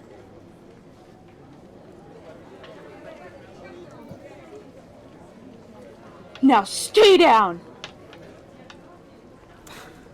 The thief is strangely silent, as they don't seem to be like heaping any curses upon you or otherwise trying to like reason with you or bribe you. They're more or less just struggling and sullen as they realize that the fate of their robbery has been sealed. The guard arriving now through the crowd to say, yeah, that'll be enough. Yeah, we should put him away for quite some time now. I think this is pretty easy here. We'll cut off both of his hands and leave him in the jail cell to rot.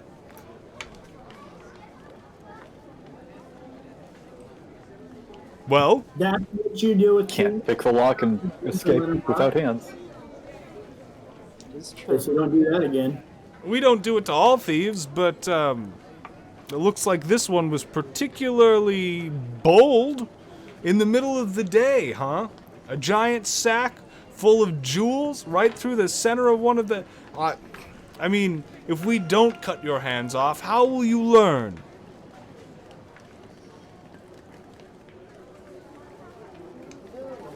Paladin, are you fine relinquishing this this thief into their custody? Give me a second.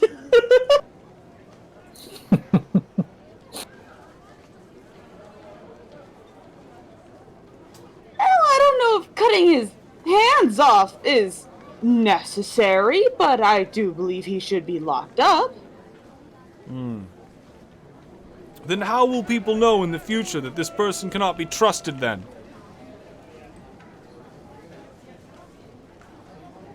Touché. But still. You no. could carve thief on his forehead with a dagger. No. What? No. Oh, No. he wrote a scarlet letter, a big T. Then Maybe just one hand. Are you making a case for this man's I fate? think I'm not. we could. I mean, we did recover what was stolen. We did catch the thief. Do we want to put him into? Do we want to just let him get his hands cut off, or do we want to talk to him? I think we have like no kind of. We're not bound by him really. Like he tried to attack us. I We think don't we. have a lot of Yeah. options. Yeah, I say Didn't let even him try go. to attack us. Just Yeah, he did try to No. attack. He tried to attack me, but it. oh bounced well, off. yes. I'm I think gonna there's ask no. him for it. I'm gonna whisper was- in his ear. Who are you working for? Oh, we're Good, almost yeah. there. Guards, do you know if the priest lady came down here yesterday? Is that right? The guard. Oh, hold on, couple things. As far as whether or not the guards know if they saw the priest yesterday or priestess, they are both going to shake their heads no, shrug as if they have no idea what you're talking about. In regards to whether or not this person is going to like be relinquished into the custody of the guards, I still need a more immediate answer because they're reaching out to like take this person. Are you? I said we Yeah, give him to the yeah. guards, She hands him over to the guards. Okay. But as we do, before we do, I want to whisper in his ear. I want to ask him who he's working for. Are you threatening this person, or are you trying to like maybe entice them? With this, like you play ball. We might try and help you out. These people did just threaten to cut your Yeah. hands off. You could I'm use some gonna work- allies. Yeah, I'm gonna let him know. Tell me who you're working for, and we'll see what we can do. Okay, so yeah, I'm just making sure whether or not it was intimidation or persuasion. Go ahead and give me the persuasion.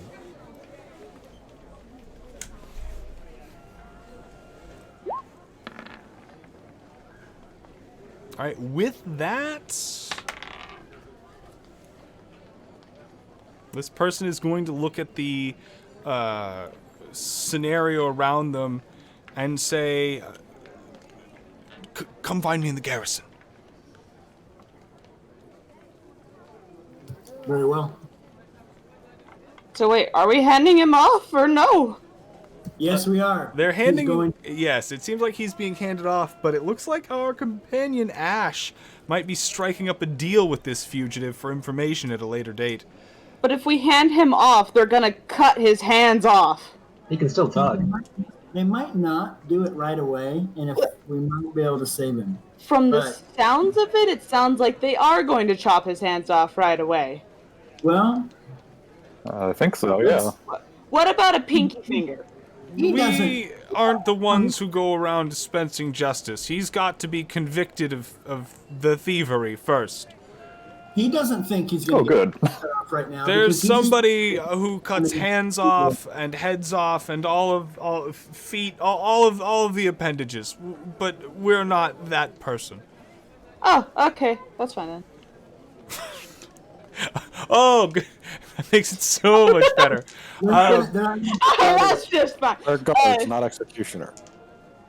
and it's not like we can reasonably tell these guards that we don't want to turn them over either. It wouldn't make sense. Yeah. Yeah. We'll go back to that if we can. Okay. I'll turn to the guard and say, we actually have some business at the garrison as well. Mind if we accompany you? They'll shrug and say, it seems fine to me.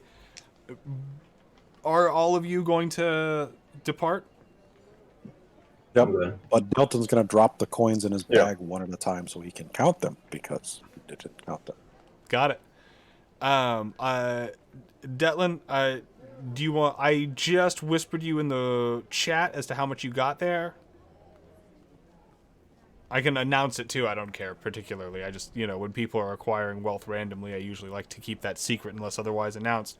But before you go, the merchant whose wealth that you managed to save is going to find you specifically, Ivan, having been the one who stopped the thief handily and physically and risked being stabbed in the process. And you are going to get rewarded with what seems to be like a large black pearl strung on a delicate silver chain. Ooh. Oh, that isn't necessary. Thank you. I do appreciate it. I'm just trying to keep everything fair. And I am trying to keep everything as fair as well. Now, the thieves of this town will know that stealing from my shop is just as bad as stealing from the guards themselves. And that, I think, deserves some amount of reward, as it doesn't look like you're currently being employed by this town to keep the peace. Thank you so much. I really appreciate it. And with that, they will let you go. Reaching the garrison itself is not much further down the road, and having accomplished your encounter check, you will be able to arrive without there being further incident, especially now in the company of the guards. So here you find that there are several large stone structures, a couple of them interconnected by small hallways. They seem to have courtyards beyond their walls. The wall that runs the outside of this entire almost compound here is several stories tall, about 2.5. Well, that's actually not several, that's a few. It is a few stories tall. There are guards actively patrolling every inch of this area. It would be a nightmare to try and come and go from even these open entrances here without being spotted, as there are guards posted here in what is a tower and here in what is a tower, and these structures across the way are also small like watchtowers that vary in height from about like 20 feet to, in some cases, down here at the very end, this bell tower, which seems likely to, for the purpose of alarming the entire town should it be necessary, is almost some probably 70, 80 feet tall. The structure being reinforced by flying buttresses on all sides. It's a work of fairly Gothic-inspired engineering. There looks to be a lot of metal intermixed with the stonework here, and likely speaks of either gnomish or dwarven craftsmanship, or at some point in the construction of it. Meanwhile, these buildings here seem to have a variety of functions, but this one particularly seems like the garrison that has its doors open to the actual public, and people are coming and going. There look like there are wagons with prisoners bound for the jails arriving to be processed, as well as people who are being released. There are some who have been, it looks like, now just freshly released from the night's like uptake of drunkards, are looking at the midday sunlight as if it is some sort of blinding glare. And past that, the guards kind of leave you to your own, as they now have this thief that they need to take in and write down an account of and find a cell for. They'll nod and say, "We do appreciate it. Yeah, we do appreciate it. But from here, unless there's anything else we can help you with, we aren't allowed to give out monetary rewards for anyone who doesn't strictly have a bounty. I hope you understand." Yeah, the system's a little strange like that. If this person had already hurt people, he'd be more valuable for you to stop than you stopping him from hurting anybody in the we really ought to figure out a way to incentivize that. The two are going to continue to kind of argue about this as they walk into the distance.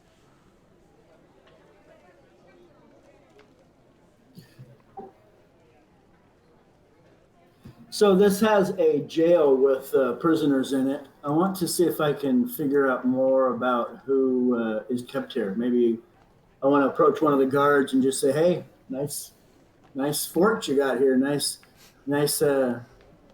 fort. How many prisoners you got here currently?" Strike up kind of a friendly conversation. The guard, based on their knowledge of it, is going to say, "It depends on the day, but we've got somewhere between around 30 to about 80 prisoners at a given time. There's only about, I would say, 20 people that are long-term here. Most everyone kind of comes and goes within a few months. We don't really hand out sentences in years here very much. We'd start accumulating too many people to look after. If you do too much, he motions with his hand across his neck, try to solve things in a way that doesn't leave too many mouths come wintertime. Cool. Thanks for the info. I'm going to flip him out a silver piece. He's going to look suspiciously at you and say, "Oh, thanks." I'll also turn to that guard. I have another question if you have the time. We were here looking for a priestess of Yonqua. Wanted to see if anyone here knows if she made it here. Is there someone who does check-ins or someone I could talk to see if anyone has spotted her? If someone showed up yesterday looking for some guards and some help, they would have had to have gone in, and he motions to the front doors of the public section of the garrison. They would have had to go in there and probably raise a cry. We would have written down the incident in a log somewhere, and likely people just remember. This town isn't that big. If you know for a fact she was here? We do not. There's been some trouble, a good deal of trouble at the Temple of Yonqua, and we sent one of the priestesses to go to the garrison to ask for help, but she never returned, and all of the other priestesses of Yonqua seem to have gone missing as well. That's quite concerning. I think likely the best thing for you to do is actually go see someone about that. Even if they didn't come down here yesterday, someone will want to know if those priestesses are missing. They're staple members of our community. That church has done quite a bit of good for the people here. Absolutely, thank you. I'll start walking. I'll nod in the direction of the front gate to the party and start walking towards the public entrance. Okay. Evine starts following. Yeah, I'll join him. All right. The interior of the garrison is a somewhat chaotic scene, as there are people coming and going, all caught up in their own business. Some people heads down, hands shackled in manacles, obviously being processed to await their fate. Others more joyous, as they seem to have escaped a similar happenstance. There are guard everywhere. Some of them are talking amongst themselves, worried about various maps or pamphlets or pieces of paper that are concerning them. And there are a few towards the entrance that seem to kind of have their eye out for anyone coming through who might have concern or, doesn't belong there immediately. Seeing you all walk through the door, weapons and armor, you're going to get immediate attention, as one of the guard will come over and say, "Yes, how can we help you?"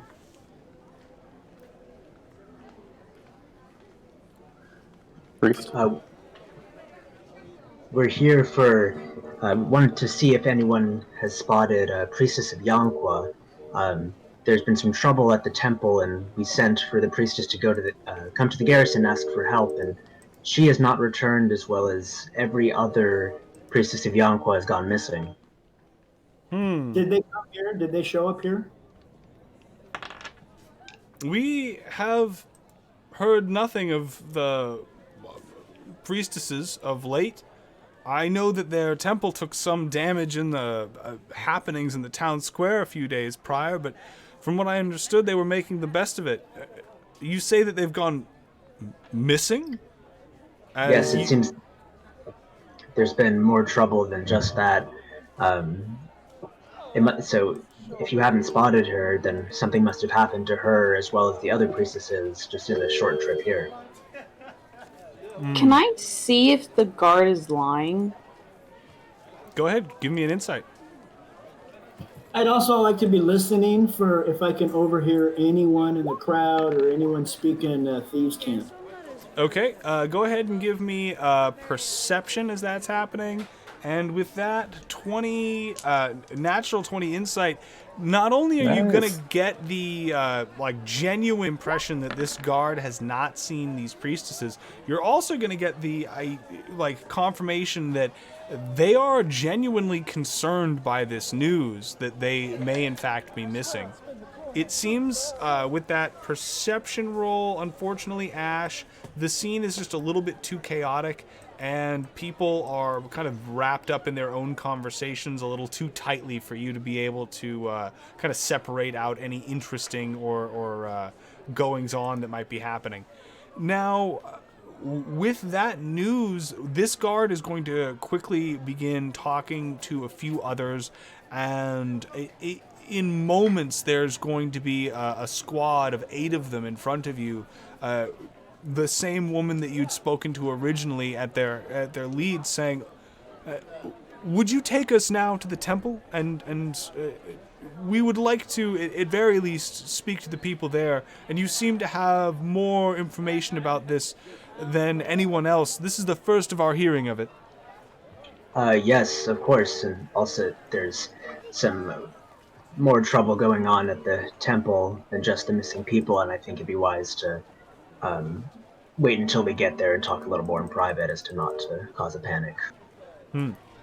She's going to give a nod and look over at the guards behind her and nod to them as well, and they will heft their shields off the ground in unison and begin following her and say, "Please, take the lead."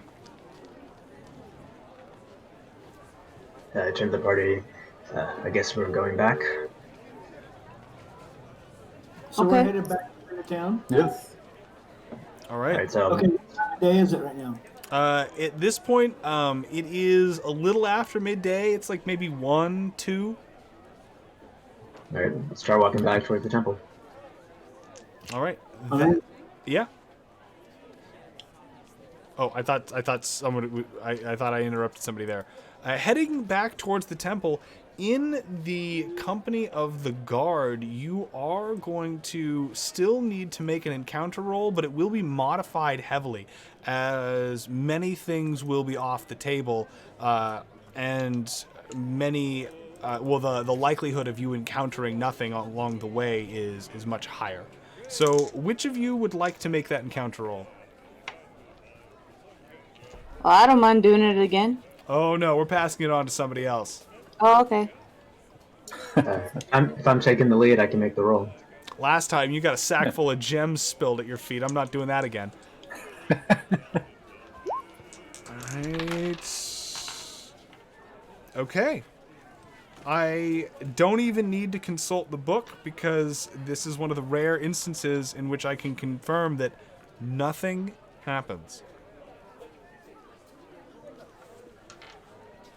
Based on First that, time for everything. based Okay. on that roll and my roll, I can just tell you immediately that the stroll back to the center of town goes without incident. If anything, you see that the fog of the day lifts slightly now that it has had a chance to burn off in the midday sun, and as you get back towards the temple area in the center of town, you find it as you had left it. There are fewer parishioners now, as most of the ones that had been there earlier had seemingly been kind of gathering and trying to figure out what was going on, and now there's only a handful left, having most people having gone home for the day. Of the people remaining, the person that you spoke to is still there, kind of idly moving bricks about, but more in a symbolic gesture than they really are accomplishing any kind of labor. We will pick up with what's going on with our party and these guards and all of the circumstances unfolding in the sewers below Hope's Rise. But right now, we are about a minute away from the 2-hour mark, and we're going to take a quick 10-minute break for everybody to grab food and water and use the restroom and do all of those necessary maintenance things for our adventurers here back in the material plane. So, folks, without further ado, I'm going to cut away, and we will see you on the other side. Thank you so much for joining us for this evening's edition of So You Think You Can Quest.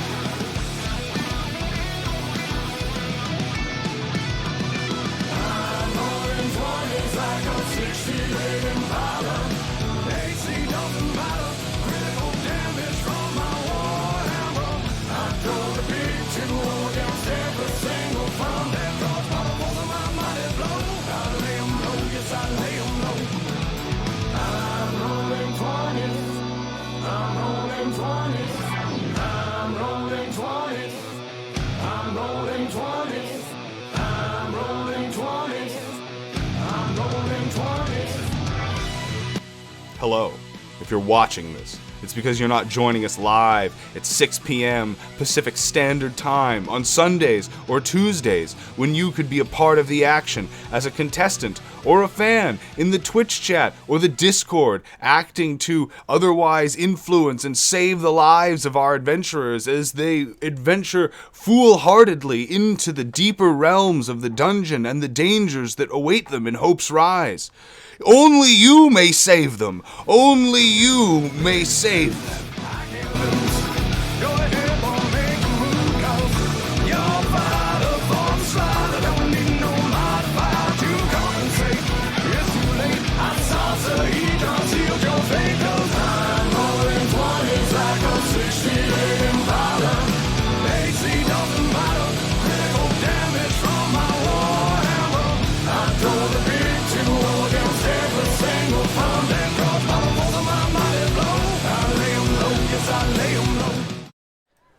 And welcome, everybody. As I return, I think all of our contestants are here and we're all ready to go, so we'll get back into this quest.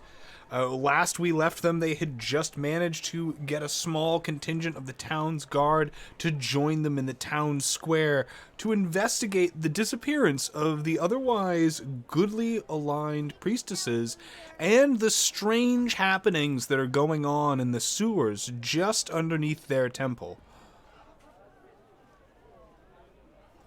Hey, Farsight. Yeah, what's up?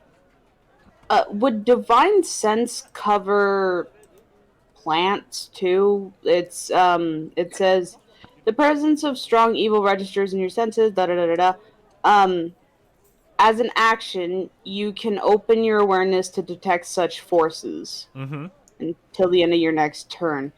It seems to primarily be on things like celestials, fiends, or undead, but would it work on plants if that were to happen? The answer to that is unfortunately vague, which is that it depends on the plant, but you're welcome to try. Okay. So what we want to do is, as soon as we can find a place where it's just us with no prying eyes, we want to examine these flowers that we lifted from the garden and see if we can find more information about them. Okay. As a team. Yeah. Got it. So, having returned with the guard, they are going to begin questioning the people who are still present at the temple rather immediately.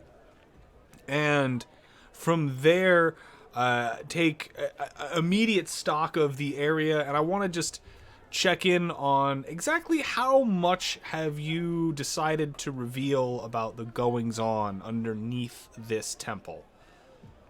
Because they're going to start asking questions about that staircase rather immediately. We should probably... I was going to say that on the way back, I wanted to try to just not pump the guards for information, but there's just so much as a nomad that I don't know, and this place is so isolated, and, you know, what's the history of the the city here. I'd heard great things of the Bridge of Mists, but I guess that's been destroyed by a great warrior Freya. Yes, please let me. She's going to look at you rather curiously and shake her head and go, "The Bridge of Mists still stands. I doubt that any warrior, short of Goriel herself, could fell a bridge of that size.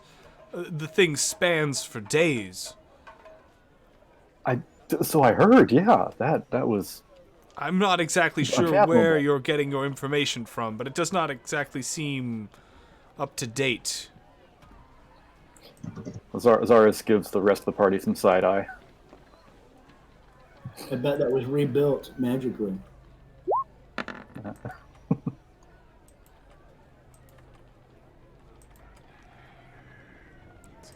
5, 6, 7. All right. So as far as the history of Hope's Rise, I mean, I don't understand the nature of this question. We could talk history all day. This town has been here through ages. Are you not interested in this disappearance? Yeah. Yes, I feel like the more that I know about the area, the better it'll be to be able to be of use right now. Just this is all very, very confusing, and I wish I knew. There's so much to learn. I'm sure But we can cover this in time, but what I need to know now... You're looking for these priestesses.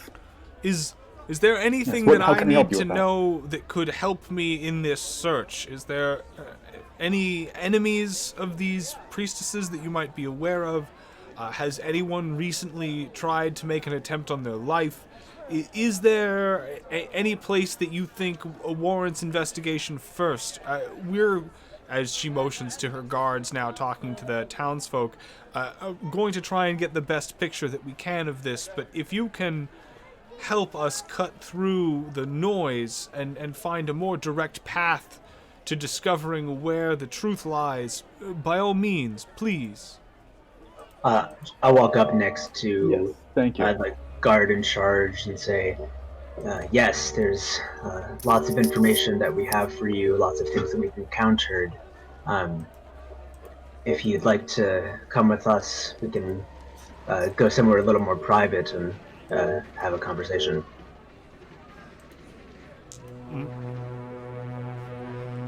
I'm unsure exactly. Is there malfeasance? Are you asking that guard out? No, like wanting to go down the staircase. Not. Okay. But, the guard will gladly follow you if that's where you're indicating that you should go. Yeah. But she at this point is more confused by this party's involvement, yet like seeming lack of direction. As she follows you into the basement, Jasir, she is going to ask, and so you say they left yesterday and have not been seen from since. Was there something that I missed that happened after the golem appeared? I know that this church was destroyed. Do you mind filling me in on why exactly you and your lot have gotten mixed up with the priestesses of the goddess of blessings? Yes. So we are here with the Guild of Mazes. We've had some friendly relationship with the temple, and we've been using this room that we're in as sort of a headquarters or a place we can find some refuse. As we were clearing out the rubble in this room, we came across a collapsed wall and found it connected to a whole sewer system. In this sewer system, we came across this altar to Slurgia, also a blood sigil, and I could go on and on. I see. This is most concerning. As you arrive now into the basement, you say there is dark magic in these sewers, close by. It's not even 100 feet away to the south of us. You'll watch as her eyes go wide, and she says, "And it just it goes unguarded. Has no one come and gone in the past few days? I don't understand. There's an altar to a dark goddess, unattended." We did a little bit of exploring, and we found a large encampment of sewer dwellers.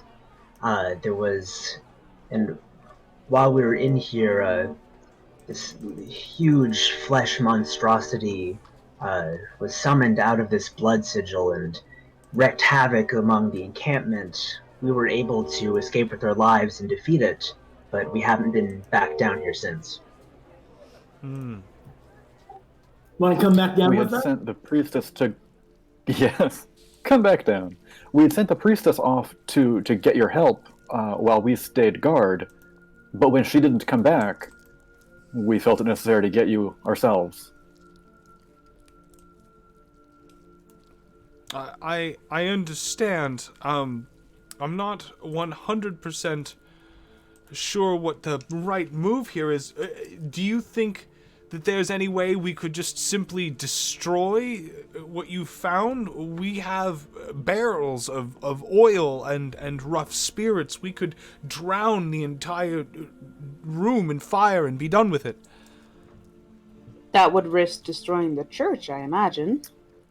There's tens of feet of rock and stone between Quite a us bit of and the surface above. There might be some smoke, but I doubt that the blaze down here would damage any of the substructure.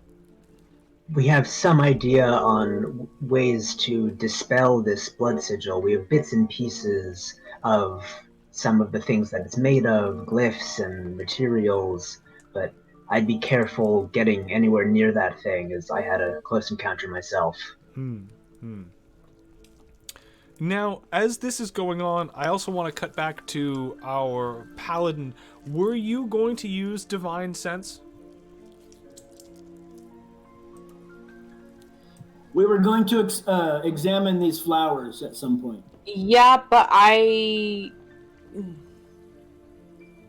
well, I mean, We've it's already pretty told obvious them. that there's obviously evil down here, but I'm gonna use one of the points to see if there's anything still alive that's evil down here. Okay. So you're going to burn a Divine Sense then? Yes. Okay.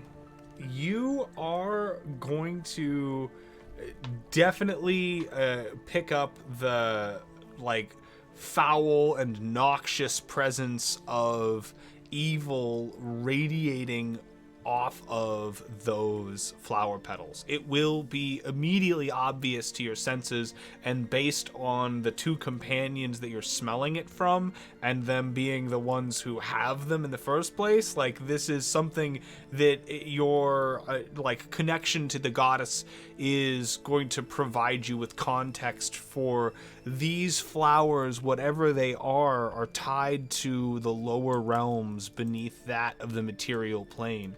And whether or not they have any magical properties specifically, they certainly represent an amount of evil having cultivated its way through the intricate and thick barriers between our realms and the realms below to manifest now in a tangible form. She walks over to the two that have them and kind of gestures for them to come closer to her so she can whisper in their ears and kind of tell them, hey, all the information that she just gained from that. Okay. And that going on in the background rejoining our conversation with Jasir and Zaris and this guard that they are trying to get the help of, she is going to continue to press them for some... could we not collapse the chamber that it's in and just crush the barrier and be done with it? I couldn't give you an answer. I'm not sure. Yes, I'm not sure of that. The giant crater here seems to have uncovered many levels of substrata, and I don't know how deep this evil permeates. There's also there are also areas that we have not yet been through, so I don't know if it's simply a matter of raising this particular shrine as much as digging out the evil that lies within. So there's the sigil guards a staircase, but we found another staircase going towards that same direction as part of the sewer dweller encampment that we found, and that might be worth investigating there as well. So these staircases that lead further downward, what would these priestesses have to gain from concealing? I'm lost as to the effort put in here.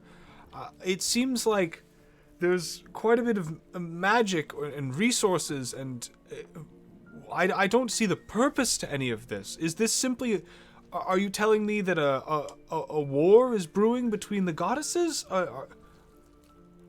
We've just begun to uncover this ourselves. We have no reason to believe that this is the Temple of Yonqua's doing, as the sewers weren't directly connected to this room. We just stumbled across it, but there's lots of entrances across the city, so there could be any number of possibilities on who's ultimately behind this. But there definitely is dark evil down here. This is grim news. I knew with what has been occurring lately, the destruction of the town square and the land bridge and all of these things, some terrible evil was going to come of this. As she's kind of pessimistically looking down now at the tiles of this basement, a few of her men are going to kind of make their way down, and she is going to issue orders to check out the tunnels through this passageway.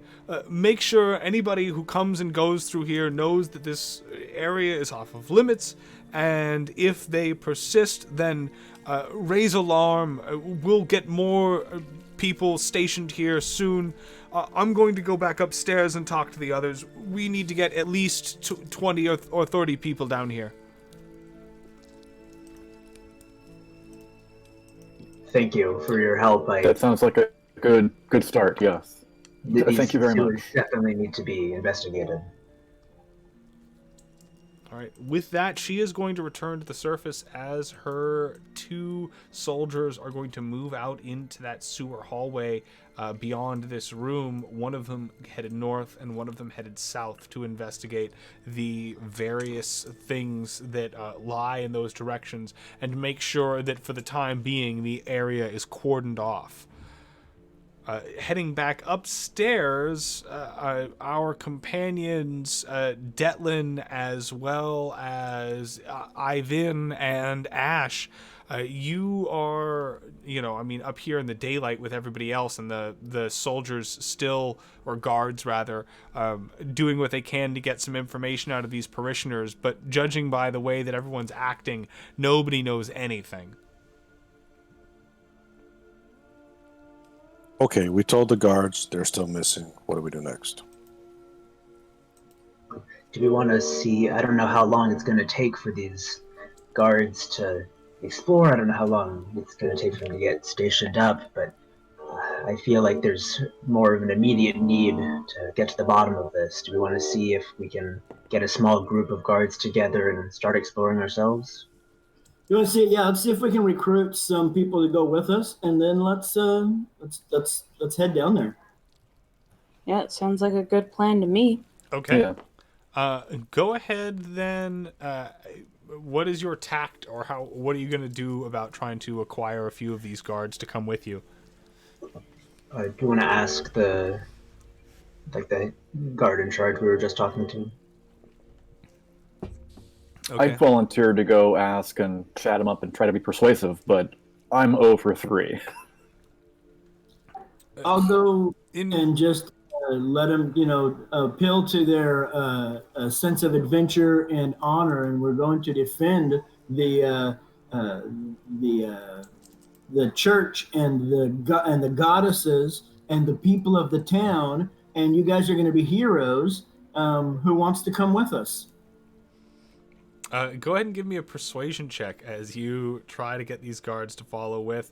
As she is going to say that at this point, we need to leave these.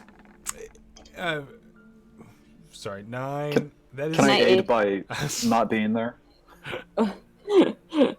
You certainly can. I think I'm going to Am cast I aiding? guidance. Wait, who's aiding?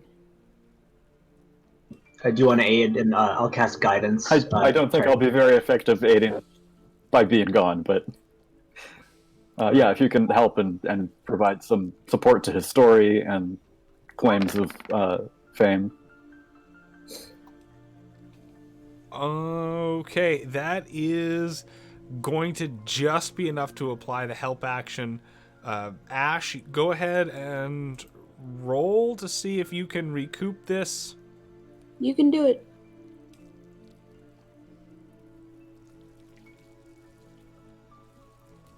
Hold on, what was the way rolling again?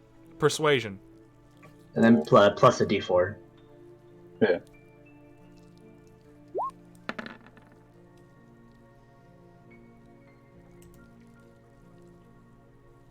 All right. There it is. With that 22 persuasion, the result of that is going to manage to convince a couple of the guard to go with you, but their first question is, where are we going? On an adventure! Do we want to check out? So the sewer people came was to the north and then east. Do we want to try northwest? We're going to save the town.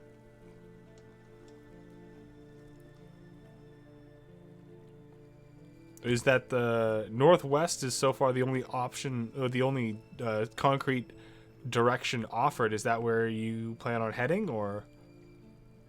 Okay. Unless we want to do the trap. I think that is a good place to go explore, though now that we have cannon fodder, I mean, that trapped area might be another place to investigate too. I think having them die right away Are the might not be Condors the best actually move. wearing red shirts? I don't know. We good with northwest, or do you want to try the trap? I'm okay with Northwest. Yeah, up there. Yeah. So, gathering with your soldiers, while their commander waits in the temple above to help coordinate and request more aid for what is to be an escalating situation here now, that is going to leave the group basically with the option of filing into this hallway here. One moment, I'm going to position some people accordingly, and I'm going to be looking for a marching order out of this group and their accompanying guard. I'm going to throw some tokens down. 1 second. Jasir, Zara, Detlin, Ash, and last but not least, Ivan. Who's the best at finding traps and just going ahead and watching for stuff? Would that be me? That That's maybe. probably it. Literally looks at the rogue like, who's best at Zaris, do you want to finding switch? Yeah, that's probably a good idea. There is one extra I soldier will- there. That one was from earlier. I will move them up to the intersection here. And yeah, that's your adventuring band. You find these sewers are all every bit as upsetting to the senses as they were last time you visited them. The relative safety of numbers does little to assuage the still like sticky and present leavings of that abomination's trail from the day before, where it had sort of stalked its way along the tiles, still wet with the slaughter of those poor sewer dwellers. Moving now north towards the intersection so that you may, as you were hoping to proceed northwest, one second, there we go, that's the right layer. You find that you are able to do so without really any incident. There's no evidence of further, like, rogues with fishing poles. There doesn't seem to be anything that has really changed in these tunnels in the time being. Getting up to that intersection, I can reveal what you find off to the western branch there immediately, but it seems to be just more debris lining yet another one of the massive troughs of open sewage that runs down the center of this corridor. You are welcome to proceed, and I believe it is Ash who's in the lead as scouting, yes? Yes, so I'm going to check for traps and other danger up ahead All right. as far as I can see. We also could go, so back to the east where the encampment was. There's still more further north there. I don't know if it'd be better to go try to like explore one area at a time. But both west and north are new. Okay. While you consider that option, Ash, go ahead and give me an investigation check if you're looking for traps, perception if you're just looking for anything, new in the area.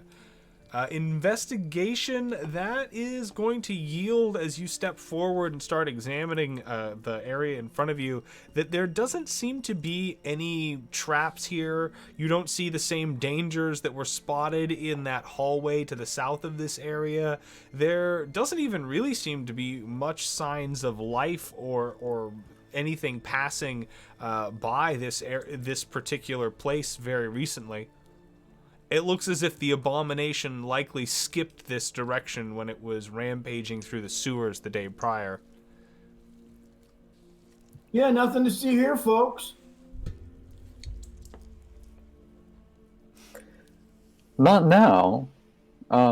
There were flashes of light last night, though. Well, But let's go a little further. Let's keep going further. Yeah. Okay. Agreed.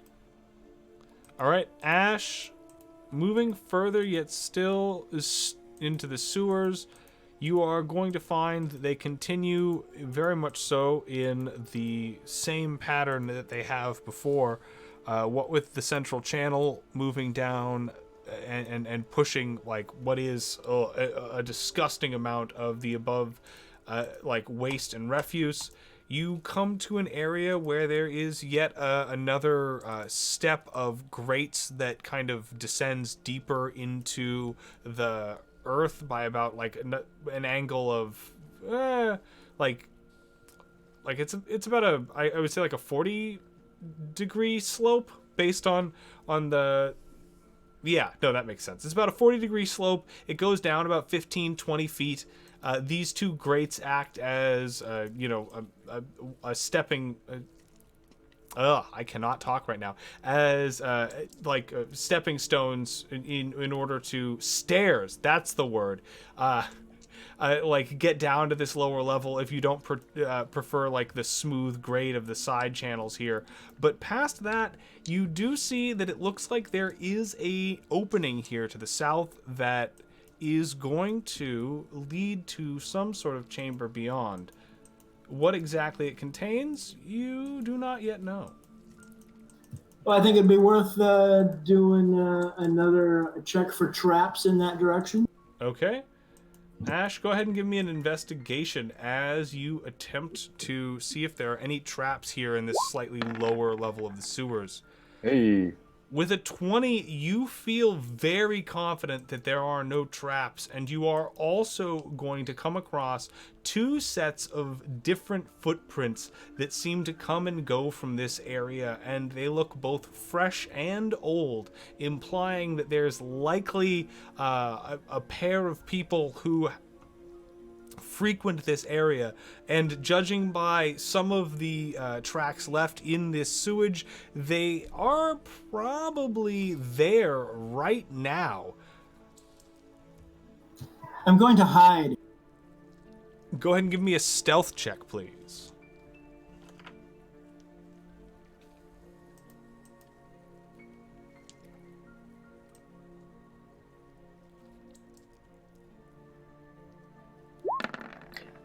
if I see him trying to sneak out of sight, I'll message to him, "Hey, what's up there?"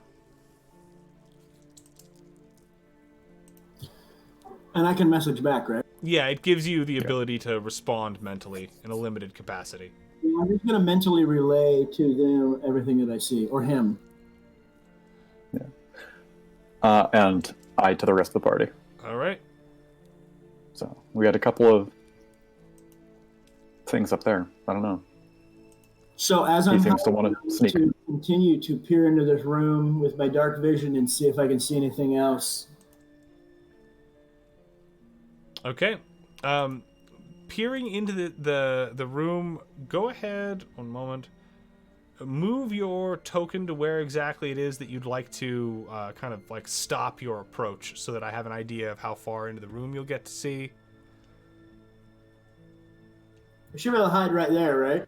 Well, I mean, that's up to that's entirely dependent on how observant the person trying to see you is. So kind of behind the turn of the wall there. Okay. So as you come into this room, it looks like it is some sort of small hovel. There are a couple of dirty mattresses alongside some broken and abandoned pieces of furniture and a broken barrel of some kind. Moment as I grab the tokens that are... Oh, I'm sorry. I'm getting a little bit of lag here. Little bit. There we go. Pulling them off the GM layer. It appears as if there is a man and a woman living here, and now they are currently, as you come upon them, Ash, and they don't seem to notice you, busy looking through what is a knapsack that has been sprawled out on the ground, and they're sort of sorting through these various items, muttering to each other about the contents of this knapsack. It seems as if they might be vaguely excited about what they're looking at, but it's hard to tell at this distance as they're talking fairly quietly. Okay, so I'm going to remain hidden as there and wait and listen and watch and see what happens next, and relay this to the rest of the party.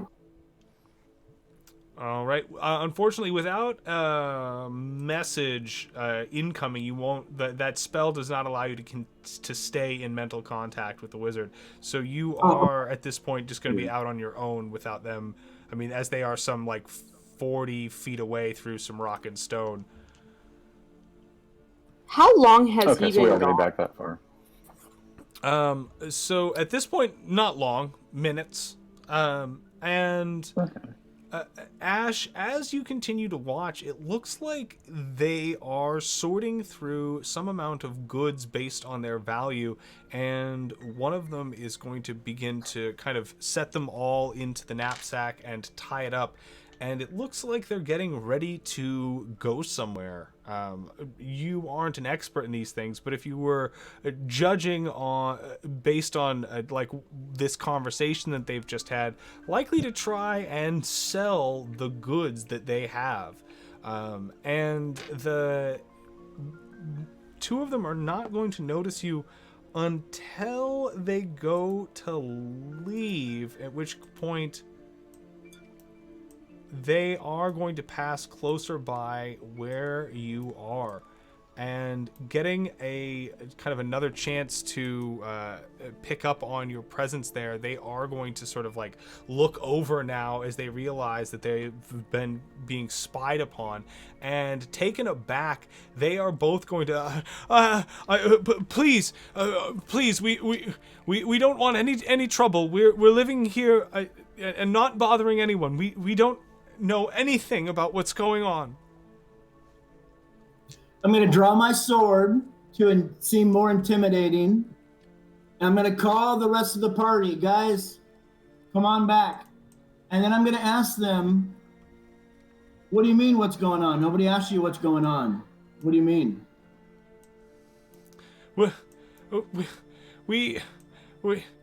We've heard a lot of very strange noises yesterday, and we know a lot of people died, and we don't know anything. What happened? Tell me about your package. What package? Tell me about the bag and all the stuff you have in your bag. It's nothing. It's just it's what little we managed to scrounge together today. We try and see if anyone's interested in buying a couple of broken combs, maybe a few glass jars at the town square up above.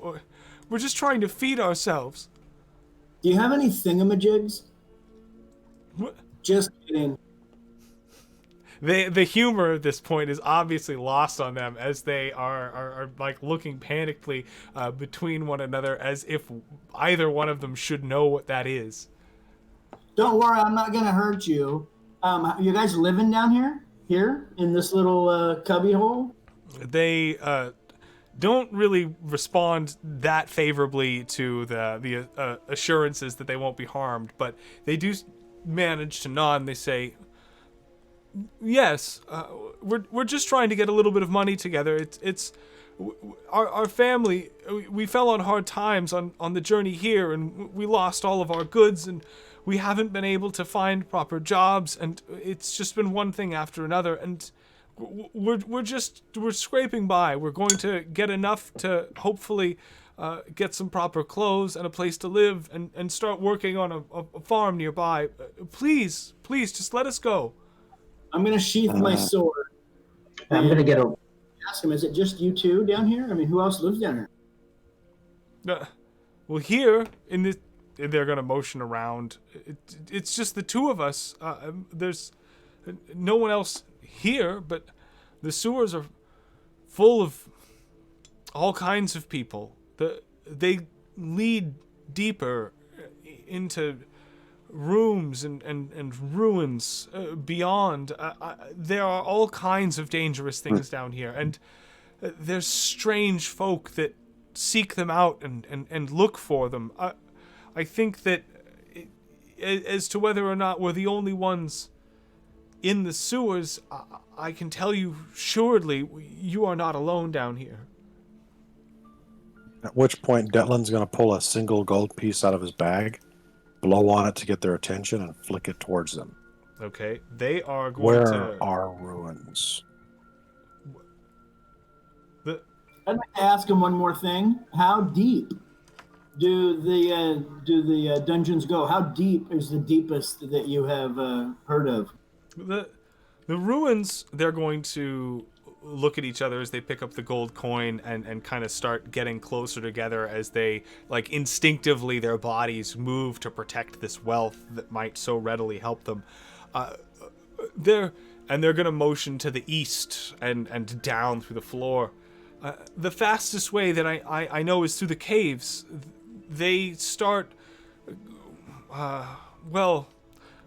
running into where the sewers used to be built, and there's a lot of places that have collapsed and opened up, and I know that if you're looking for old structures that were here before, to the east, as to the deepest that they go, the caverns signal maybe 100 feet deep beneath the town, if not further. And I know there are those here. He will look over to his partner, and she will say, there are those here who say that if you get deep enough into the caves, you find another structure, like the sewers, but all of the stonework is darker. None of the troughs flow with water or sewage. It's like the wells that feed that place have now run dry. We all stay away from it. Nobody survives long in those places, and there's nothing to find there that's of value to folk of us, folk of our kind. I'll step forward a little bit. Where are these caves? We've been directly east of here and came across an encampment of people in similar situations to yourself, but didn't see anything else further east than that. The caves, you would have to find them.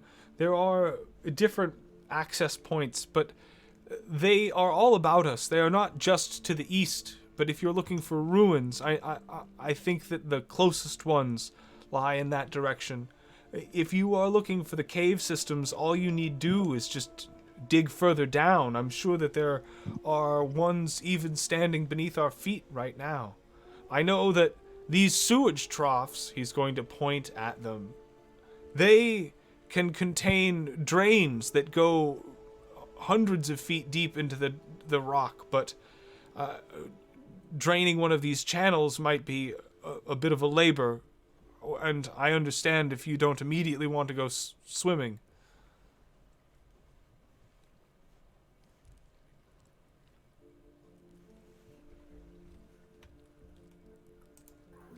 How about the oldest? Do you know if there's some caves are older than others, or some of the diggings are older than others?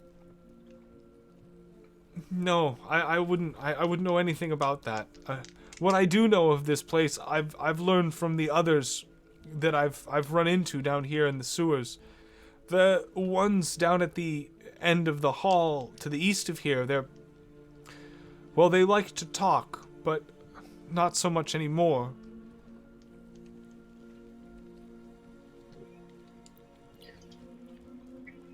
You said east was where you found the creature?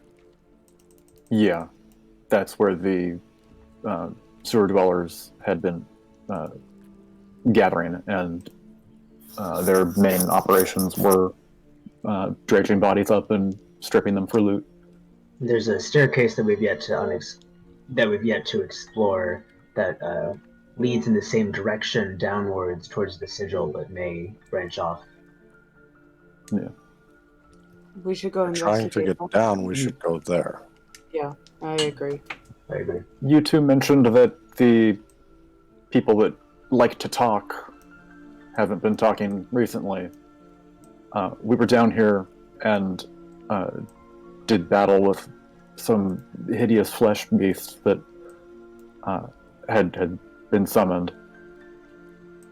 Were you here for that? Have you heard from anyone after that?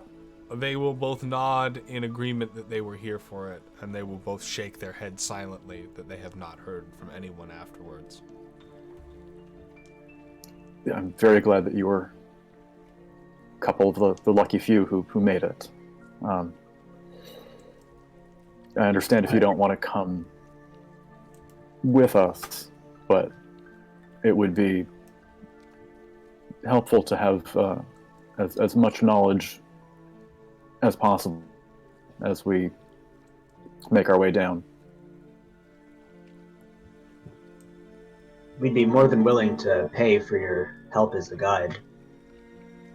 He shakes his head and says, I wouldn't know enough to be able to help you. I just know what the people say. I've only been around here. It's going to motion mostly.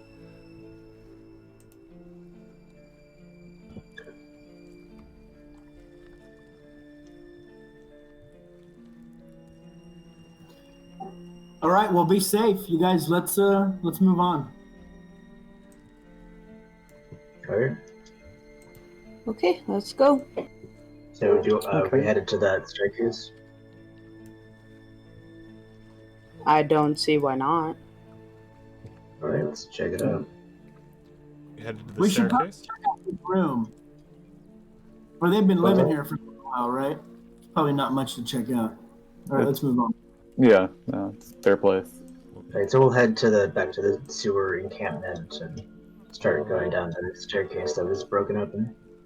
Or the door We're gonna that was broken. continue east One moment. or not. We could They said ask. Do we want to stairs ask go down. if there's anything else west, or I think the closest, if we wanted to go down, I think the fastest way Or do is. I mean west? Are we gonna keep going west or not? They live here. They live west. They said nothing here. They said you want to go deep, go east. Go east. All right, let's head the other direction. Yeah. All right. Heading the other direction, you are going to come back to that very abandoned, kind of sewer dead end, only to find that it is abandoned no longer. And rather than being occupied by denizens that look fit to be in a poorhouse or a halfway home, it is instead occupied by a number of individuals who seem fairly well armored and dressed in a dynamic mismatch of both armor and casual clothing. Some of them bearing weapons at their sides, others carrying with them nothing but what looks to be like a handful of medallions and a book at one side.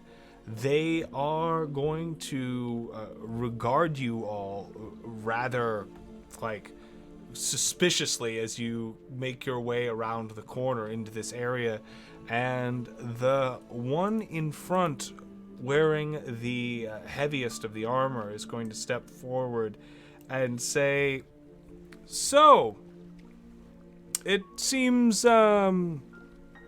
this is going to be more of an active guard duty than I thought. Exactly who are you folks? And before you turn around and leave, would you mind telling me your names?" Exactly what are you guarding? He's going to look at his friends behind him and then at the door to the south that has almost mysteriously in the evening been fully repaired and now fortified beyond the condition that you originally found it in. As well, the boxes of supplies that were once up against this wall here have been moved and are there no longer. It looks like someone or a group of people have worked tirelessly in the last 24 hours to both clean and repair this area and get it fortified for some reason or another.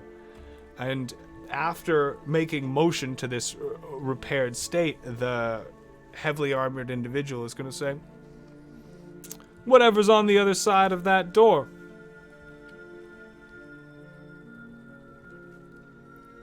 What about the door to the east? How does that look like? Is that fortified further as well? The door to the directly to the east of where you're standing. Yeah. Oh, whoop. That one, if you may remember, this one over here had been collapsed in an amount of rubble, likely by the golem incident several days ago, which would account for why perhaps your informant in the sewers had said that if you wanted to get deeper into the caves, just going straight east would work. But this has probably changed since they were last aware of that.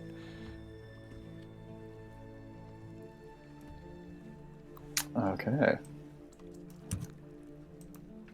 not to hurry you, but they are definitely going to begin kind of taking a certain amount of formation at the bottom of these stairs as their leader begins walking up to the top of them. They don't have an active hostility about them, but they are carrying a broadsword. Just let me talk to them. Will soon enough. Out of its sheath, and the blade is resting idly on their collarbone, one hand on the end of the hilt, their pinky and ring finger kind of playing in the air as if this individual is listening to some sort of far away or almost a silent music that only they can hear. And they will say, so, again, I am going to have to ask you to leave. We've been paid very handsomely to make sure that this place stays safe, and it seems like you and your friends here are, looking at Detlin in the front and pointing at the glaive attached to the Dragonborn's back. Pretty dangerous. I don't feel safe at all. Do the rest of you feel safe? It's gonna turn back to their companions, and they're all going to just grimly shake their heads back and forth. How much have you been paid? And by who? And by who? Go ahead at this point, give me a persuasion check as you attempt to stall the clearly forward momentum that this person is engaging in. At 11 of how much we've been paid enough. That's the important thing for you to know. Then as to by who, go ahead and give me, was that an intimidation or a persuasion on your behalf? Ivan.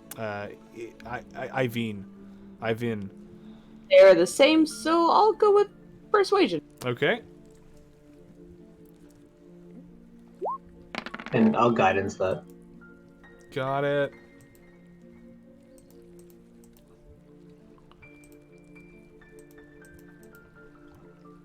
Oh, getting a little bit of lag on my side. Hold on. At which point, Detlin's going to remove the glaive from his back and hold it out in front of him like a walking stick and just kind of grin and go, funny story. We were paid to get past that gate. Okay, with that 12 persuasion, they are not going to offer really any information as to who paid them other than someone that I'm sure means well and has public safety in their heart. So, you need to get down there. We need to stop anyone from getting down there. It seems like we're at a real impasse here, folks. What would it cost for you to look the other way and let us pass? Go ahead and give me a persuasion check as you attempt to now bribe them. And see what the price of that may be.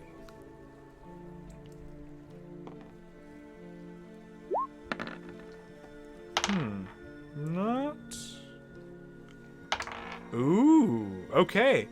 Judging by the rolls made on behalf of this, it looks like their leader is going to begin kind of with this harsh look as if to give you some sort of diatribe about how them and their loyalty and their services cannot be paid for or bought rather, but then they're going to stop and look around them in the dank, foul-smelling sewer, and as yet another corpse kind of sloshes over the steps just to the right of Jasir and Detlin and then washes by in the trough.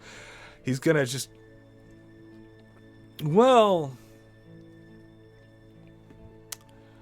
it's not really an amount of money that I'm concerned with. It's more about what my employers might do if they found out that anyone else had gotten by here. I'm going to start kind of focusing on my electricity, and I'm going to say, I think you should be more worried about what we're going to do to you if you don't let us pass. And that's going to be an intimidation. Okay, it certainly is. backing up what the rest of your companions are seemingly. I would like to assist in that Go by for it. also grinning and letting the flames lick out of my teeth. I'm going to slowly back away. I tried to make it easy for you guys. Go ahead and give me the roll to assist, and then also we'll see if you get your intimidate with advantage. Well, let's hope you get your intimidate with advantage. What would the roll to assist be? You roll an intimidation as well, and then you just need to, depending on the difficulty. Okay, so that grants advantage to your companion. Jassir, let's see what that second intimidation looks like. 16. The D4 does not get re-rolled, so that, so that one will still apply. So that's a 17. All right, now I'm gonna make some rolls on behalf of our hired goons. Double Dragonborn intimidation. Oh man, very interesting. Fire All of like- them are going to look at each other and look at you and look at all of this and just so. It's not worth it. It's not worth it. And the leader of them is going to sheath their sword and look at you and say, "This might not be over, but it's over for now." Have a good day. And with that, they are going to back up and go around the other side of this sewer trough so that they don't have to walk by the party, but they are going to get out of here. And as that is happening, you are also going to see yet another one of them emerge from behind that corner where the chest and those pots or clay vessels were the previous session. That darkly cloaked individual likely waiting in the shadows, ready to strike should the combat have broken out. Seemingly having avoided a fairly painful ambush, the party is now going to be left alone to their own devices in this room that has been pretty thoroughly looted and or gone through, both to sort the goods in it as well as there we go, wrong tool. Get rid of the gore and the evidence and the bodies that had been here before. The table on which the ledger had been placed and they were sorting through the goods is now missing, and the blood stains have been scrubbed off the ground. The chest is gone. The crates there are gone. It looks like all that remains is sort of the ruins and the fetid supplies that had been there, that anyone with any amount of money or decency would likely be uninterested in. And now you stand in front of the newly refurbished and fortified giant door, which seems to, as I move the stream over, have been fitted with new chains as well as new materials that seem much thicker and sturdier than the previous building's construction. What would the party like to do here? Pull the lever. Oh, the lever. Yeah. Not sure how effective they could have made a trap that they built this, last night, but I think looking for traps might be pertinent right now. Check your traps and then use Dragonborn to take a train. See if it's locked, and then go from there. Should I check for traps? Everyone just starts backing up. I would check for traps just to be safe. Yeah, check your traps and then we'll pull the lever. Okay. Go ahead and give me an investigate check, Ash, as you attempt to locate any traps. As you... Guy, search the area, you do not find any mechanisms that seem to be like additional to the actual door itself. The winches in front of it seem to feed like into these pulleys that then come back out of the walls. The chains seem to be the appropriate length. There's enough tension. Everything seems on the up and up. It looks like should you adjust those levers, the winches should give and that door should fall down. Basically, like right here is where, and the path in front of you should be clear. Alright, I'll walk over to the right chain, the right lever. Okay.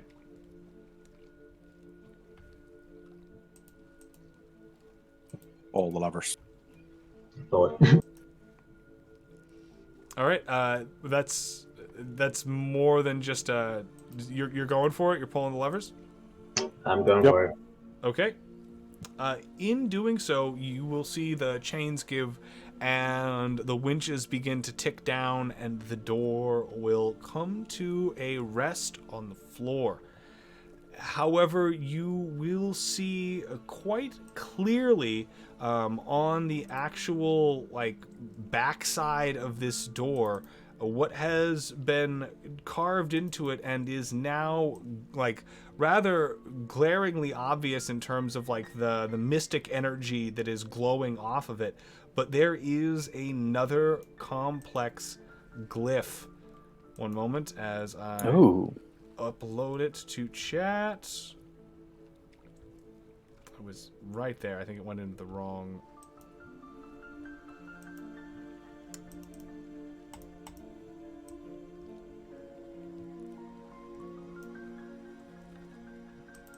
There we go. Okay. And uploaded there. Seeing this, you are going to know immediately that there is some amount of active arcane current like flowing through it, and it, unlike the blood sigil, seems to have been like painted onto the back of this door in some sort of like dark blue paint or dye of some kind. The work of it is in its own right kind of this beautiful calligraphy, as the small fringes of the lines themselves have these little like arcing bits of paisley detail that come off of them. But that is the core of the glyph, and it's on display. There's virtually like the only reason that nobody had to make an Arcana check there is because you can just see this thing.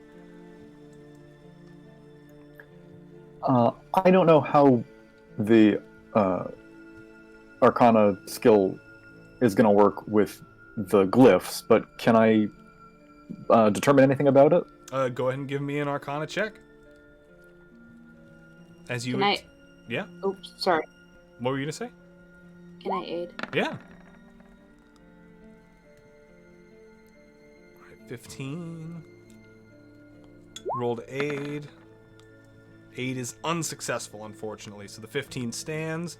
With that, you can tell that this glyph is likely something that has the potential to summon some sort of like manifestation or guardian of some kind, judging by the fact that you see like these parts here on the outside of it are reminiscent of one of the glyphs you know to be that of the guardian. There is something on the interior here that looks familiar, but you're not exactly sure what it would be. With the 15, you can tell that it is of a different glyph and not just simply like a higher level version of the Guardian.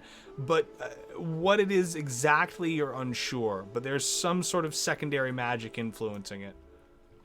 Can I use my Zodiac and do an investigation check with advantage to see if there's some way we can disable this, quote unquote, like, yeah, so we can get past it, sort of thing?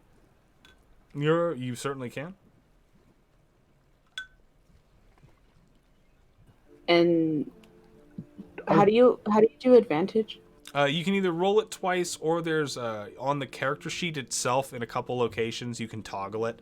On the core, I think the option is up in the top left-hand side. Yes, thank you. You can add the D4 guidance to that.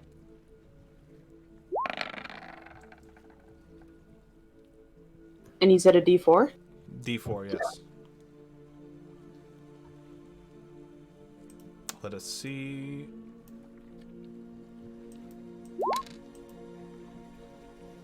All right, with an 18, you do not immediately see a way to disable this.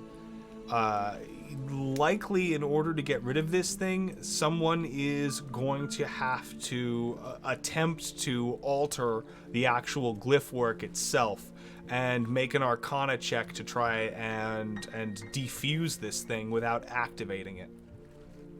She relays that to the How party. about activating it? Yeah, okay. What do you think would activate it, though? Probably walking over it, just interacting with it, like not being careful, if I had to guess. You can chuck a brick at it. Yeah, let's throw something across it. Step back before doing that. Okay, throwing something across it does not seem to cause it to react in any visible way. Though the energy does kind of like pulse for a moment to indicate that it is seemingly aware of the presence of this object passing through its proximity. It does not react in like an explosive or like a theatrical way. Guard. So it sounds like it only does. It seems to only detect, like it only truly activates towards living things. It seems because it did activate when you threw the brick, but nothing truly happened. There's been a rat or something to chase through there. Hold on. Are you one in ropes? Zaris? What is your name? Sorry. Zaris? Yes. Are you Zaris. a smart caster?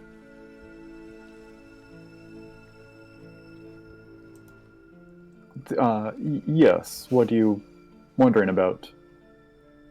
Would you be able to defuse the room? I've never seen anything like this before. It might be beyond my abilities. We believe in you. Can I I roll Arcana to know how difficult it would be to diffuse something like this? Based on that 15, which would sort of cover that, you would say that this is likely around a DC 20 in order to diffuse this. Okay.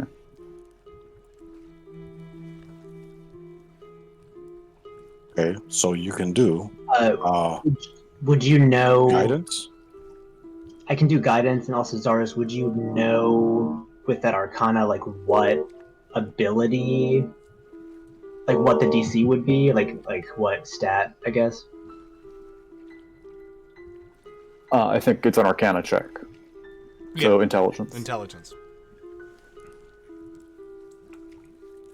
Okay, if you're wanting to do that, I can help with that.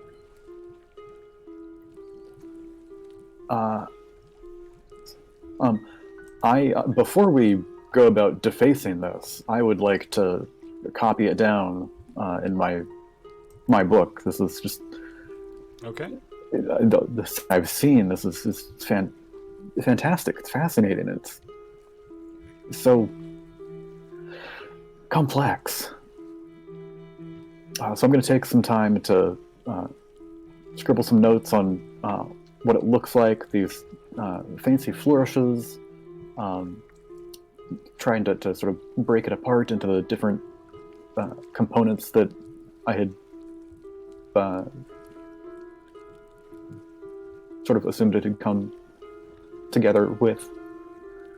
and then I will gather my thoughts and try to Before that, diffuse this. I am going to put my hand on Yes. Zark's shoulder and say, "You got this." I'm gonna cast Enhance Ability, and also Guidance. Okay. And with the Enhance Ability, Unfortunately, guidance and enhanceability are both concentration checks. So you can only have one concentration spell active at a time. Or sorry, not concentration checks, but concentration based. Yeah. Okay, you're right. I'll do the. I can enhance ability myself. So you focus on that, and I'll focus on this. Okay, so you can. I can guidance and you can enhance ability? Yeah. Okay, let's do that. Elton grabs the glaive like a baseball bat just in case. Okay. And you've got advantage on your intelligence check, plus your 6 from your proficiency, and skill points in this. What do you and guidance? I think you're not going to get any better than that. Got a good shot. I don't think so. Just be glad that this is an inanimate object. For now. Oh god. Don't say that. Oh, indeed. So, with Do the D4. with the guidance, yeah, go ahead.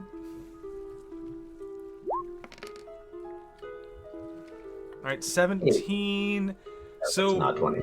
that is not 20. However, that is high enough now that it is not going to actively cause this thing to go off as a result of it. Zaris is going to have a delicate enough hand in trying to basically modify the glyph work in front of them that it starts to hum with a certain amount of like arcane potential, and Zaris is going to set their chalk down and look up at the rest of you and say, I think it's best to leave it alone from this position.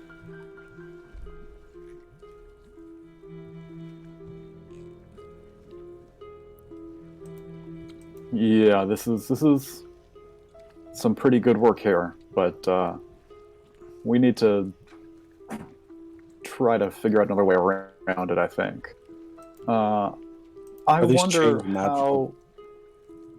And the chains, are they magical? Yeah, do they appear magical? They do Yeah. not appear so, no.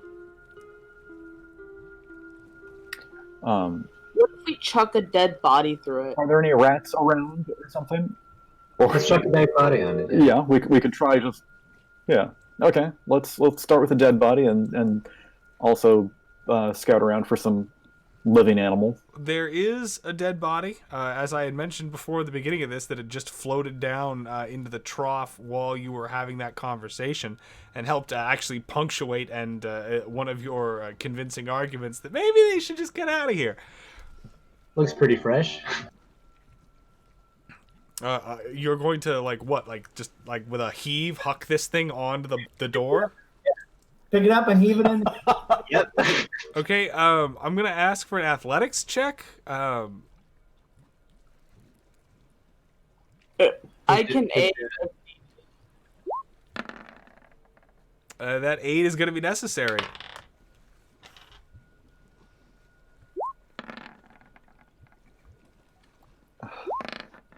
All right, even with the aid, this body, like, waterlogged, is going to be far more both heavy and also, like, difficult to get any sort of a heft on. And as you go to sort of, like, throw it on or over this glyph that's inscribed in the back of this door, it's going to just kind of, like, come out of your hands as the clothing tears and the skin gives way, and it's just going to kind of, like, awkwardly, like, thump and then roll, and it's just going to, like, end up sprawling standing now, almost on top of the very glyph at the center of all of this itself. And as this happens, you see that there is some disturbance to the glyph work, as it is going to kind of like start to crackle with a little bit more potential energy. But it does not discharge. It does not seem to do anything at this point. Want to find a big rat? Big rat. Okay. You got it. Attempt number 2. Yeah, we should run a live rat through it. So, for the sake of my own knowledge, are you like throwing this rat football style across the threshold of it, or are you gonna just like try and scare it and like make it run across the door? What's the plan here? I definitely want to see. No, I definitely want to see how it when it reacts, if it does.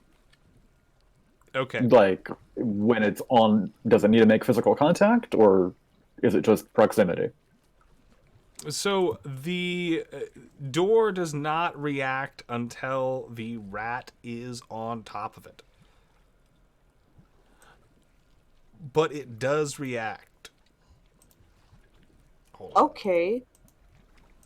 What So does it do?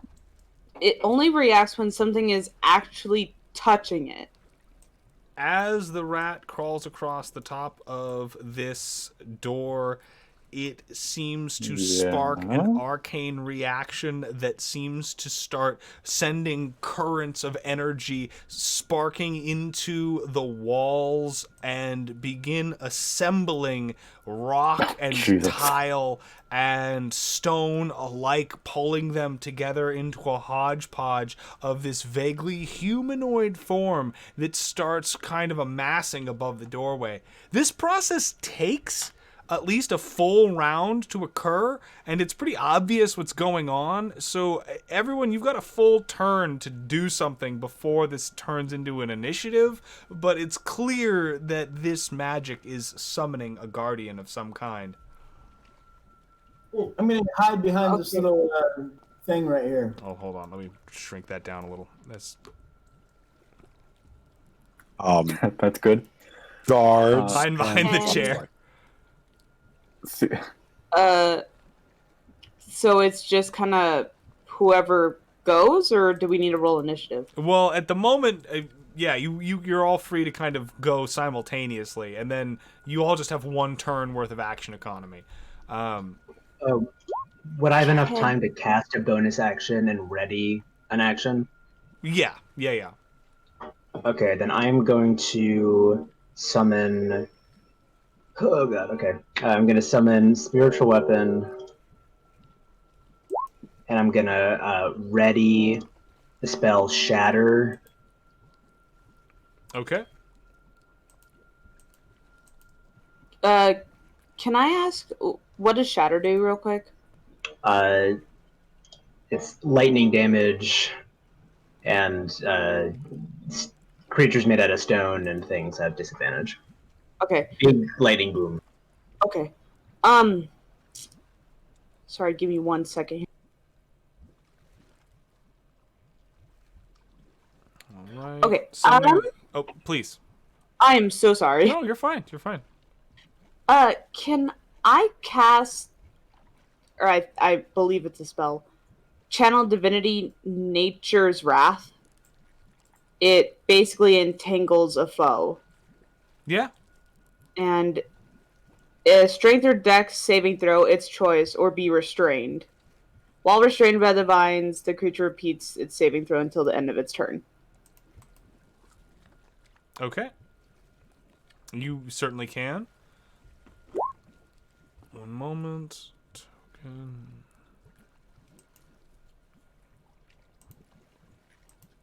I'm going to hand over that hammer that I just summoned to Jassir so that Thank you. you can control that. And, alright. Dex or strength saving throw. Fortunately, that is kind of this thing's jam. So we will see. D20 do I want to use for this one? Which D20? Okay, I think I'm going to use this one. Bang. It looks like Okay, for all that talk, it is not going to be able to make that strength saving throw. And it is going to be restrained. Does the 18 hit for the spiritual weapon? The 18 does hit with the spiritual weapon.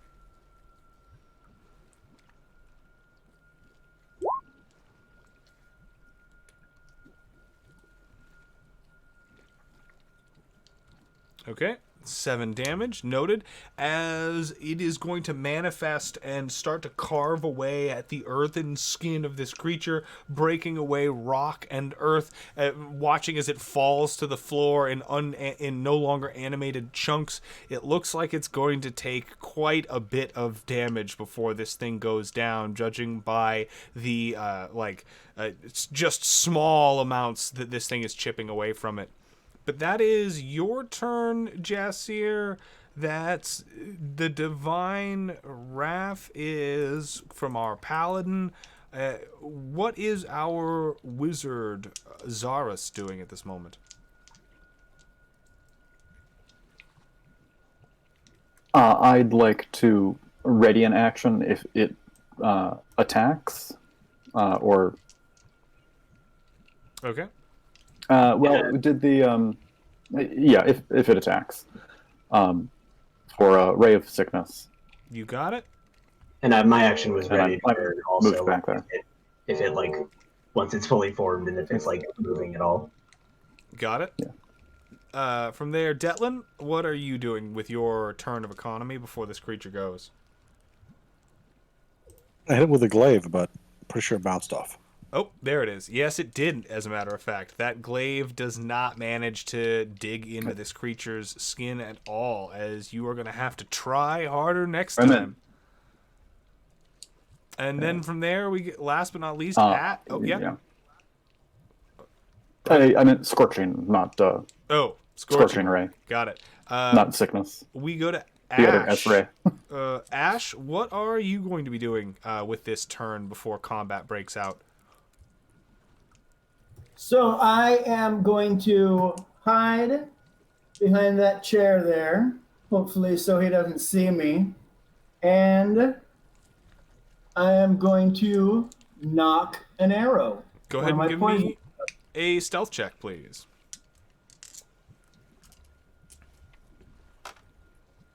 Also, where's the 2 guards that are supposed to be with us? Those guards, one moment, they were out in the hall. Let me move their tokens up. Where did those? That 21 stealth is noted.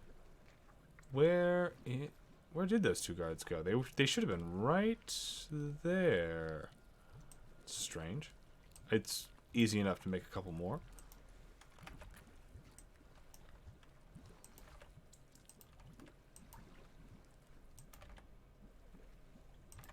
They are similarly not particularly enthused with this happening, as well as the party members. They are going to. You can't expect us to fight that monstrosity. This is to protect the city. I'll yell out. Sure. But no sooner are they going to cry that than is it going to, at this point, turn into combat. Let me go ahead and clear the list, and we will... please, everyone, make sure to click on your tokens before you then click on the initiative button, and we'll get everybody added to the order here.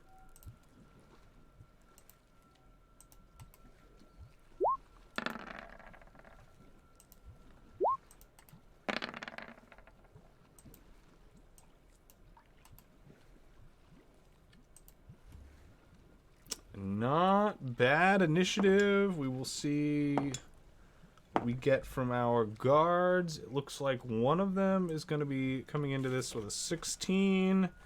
The other one only an 8. And then our big bad for the moment is going to be rolling in with a straight 13.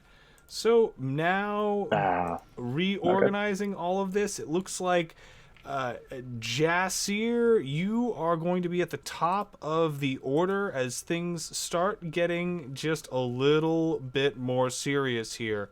What do you want to do?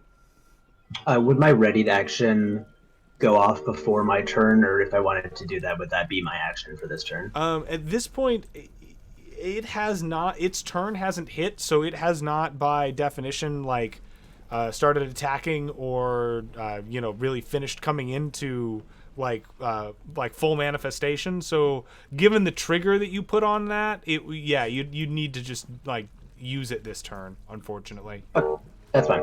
Okay, so I'm gonna do that. I'm going to cast Shatter. Okay. And so that's a Constitution saving throw with disadvantage. That Constitution saving throw is failed thanks to that deal. And I'm going to channel Divinity. What's it called? Channel Divinity Destructive Wrath. So it's going to take max damage. Okay. Nicely done. That is then, because it is Shatter, also going to have an extra amount of potency on this particular creature as you watch your divine energy surge into your hand and then forward through the air, cutting towards the elemental that has been summoned to guard this area, and then driving deep within its massive rock chest to see there are these veins of celestial energy that start arcing out from underneath until there is a resounding explosion that sends bits of rubble spraying through the air and taking a substantial chunk of this creature's body mass with it.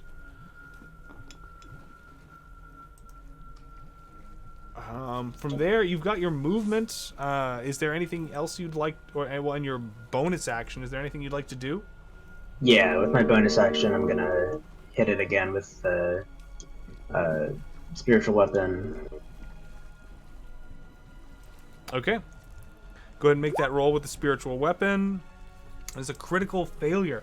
That means that in this particular instance, it looks like that spiritual weapon is going to not only miss, but it's going to find itself kind of getting in the way of our companion Detland there, blocking their melee access, forcing them to have to move if they want to get through that area. Jasir, is that the end of your turn? I was gonna see how far away I am off it.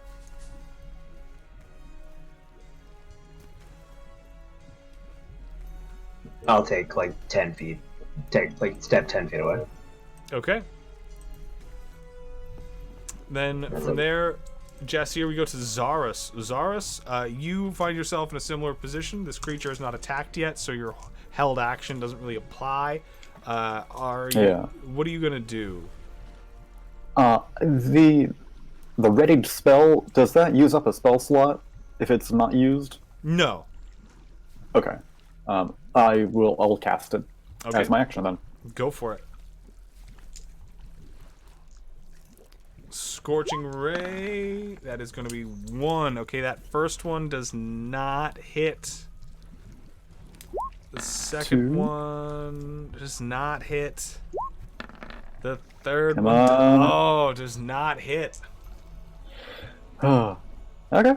I will duck back down the stairway. All right. Despite the blasts of fire that you levy towards this creature, it becomes pretty obvious that its thick rock-like skin is capable of enduring anything but a direct hit, and waving its arms in front of its face, where its face would be, it manages to bat backwards the effects of those scorching rays and render them harmless. From there, we go to the first of the guard, now up here, who is facing this situation.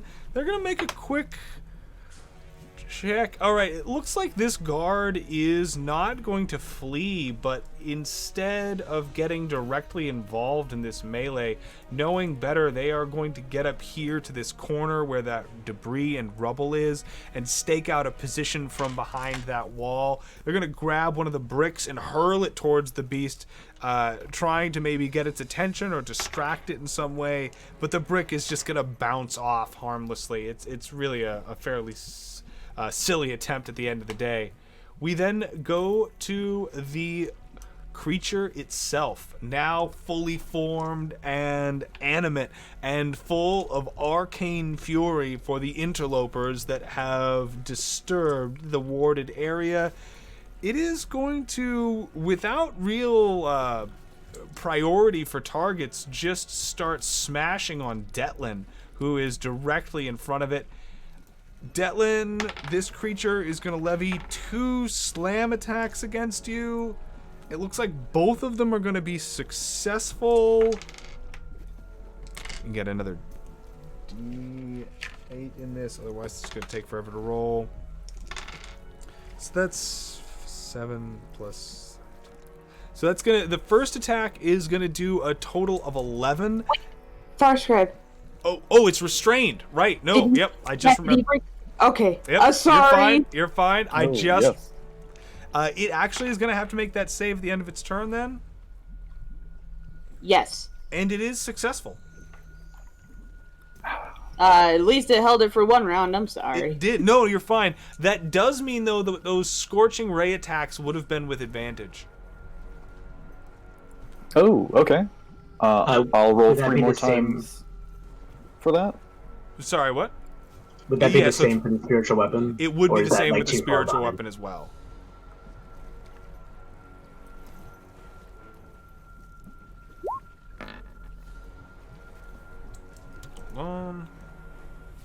That does end its turn, though, as it's not really able to do anything. And it's going to pass it on to Detlin. Those scorching rays are not... Yeah, well, okay, wow. Unfortunately, this creature... Glad that natural 1 has advantage. Yeah, no, it's the advantage is gonna not really be that advantageous. That spiritual weapon will not have accidentally conflicted with Detlin's attack path, though, thanks to the advantage granted to it. And Detlin, it is now your turn. The beast towers in front of you. What do you want to do?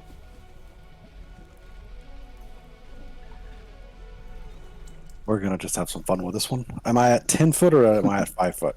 You are a little, like, you're at like 8, so effectively 10 by the rules. Okay.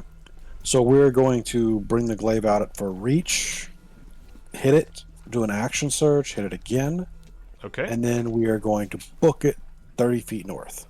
got it.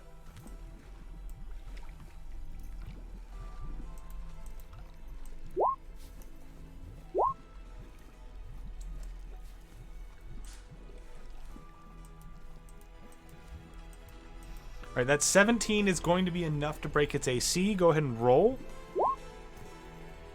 At 5 slashing damage as you dig the glaive into what you hope is effectively a soft spot of this creature's construction. You are going to manage to chisel away some of its stone flesh, but you don't think that this glaive is having the effects that you would otherwise hope were it a mortal target made of flesh and blood. Then from there, you said you were going to go back. You were going to back up. Feel free to adjust your token as you will. Sirenscape just crashed on me. One moment as I get that back up. And after Detlin, we go to Ash. Ash, it is your turn. So since the first thing I did was hide, I'd like to be able to surprise this guy with my attack, which I have a poison arrow knocked from behind. Was that a chair there or a It is box? a chair, yes. All right, so I'm hiding behind this chair relatively effectively, I believe. So I'm going to fire an arrow at this guy with advantage and with my sneak attack. And do I get to surprise him? Unfortunately, due to this thing's tremor sense, it is aware of anything within a certain radius of it, unless it has the ability to magically conceal itself. And so, despite your expert attempts to conceal yourself, it is going to be unsurprised by your attack. Very well.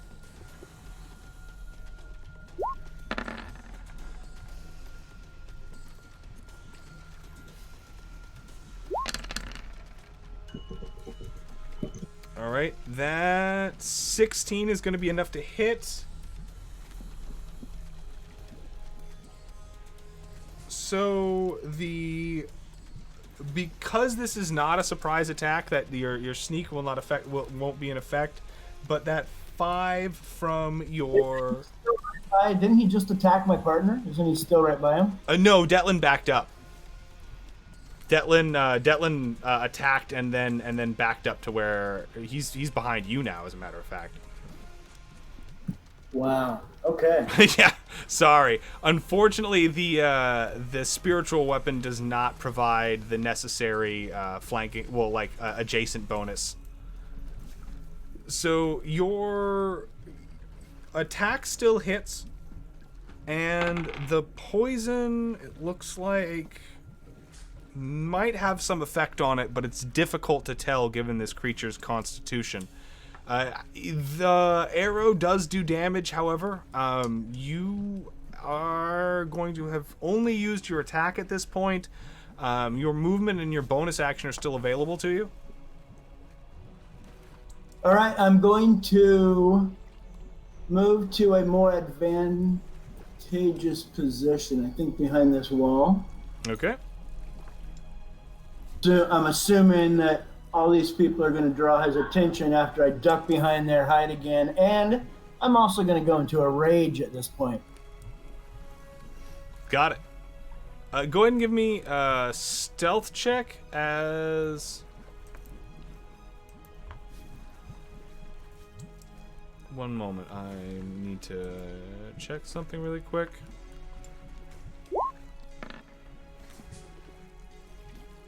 Alright. Sorry. No, you're fine. Stealth noted. Rage noted. Now, from there... Okay. Yeah, we are going to go to our companion, the guard, positioned here towards the back of the line, who has another similar moral quandary as to their expertise in this situation, and is not going to do as well on the check as their companion, and is instead going to start backing up, getting towards the stair, yelling to the lot of you that you ought to get out of here and that it's far too dangerous to be here. That is going to be the guard's turn, and as they look like that one is getting ready to flee, we then go to our paladin, Ivan Perlot. Ivan, you are up. What would you like to do?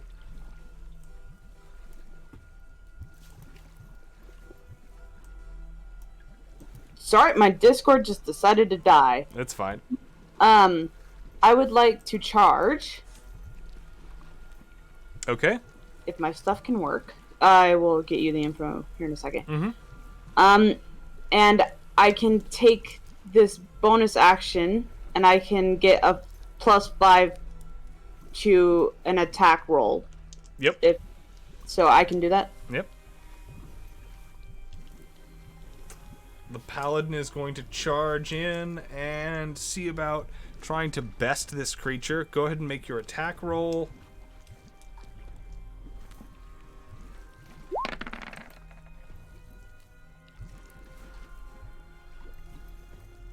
Nice. That is going to be a critical success with a two-handed battle axe. Go ahead and roll your damage.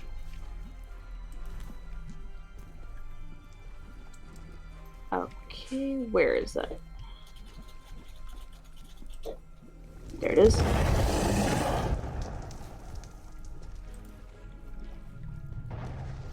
think I have that Smite? right. You should be able to click just like the battle axe in the chat. Yeah, if you click the text underneath the actual 24 there, it will just roll the double dice for you.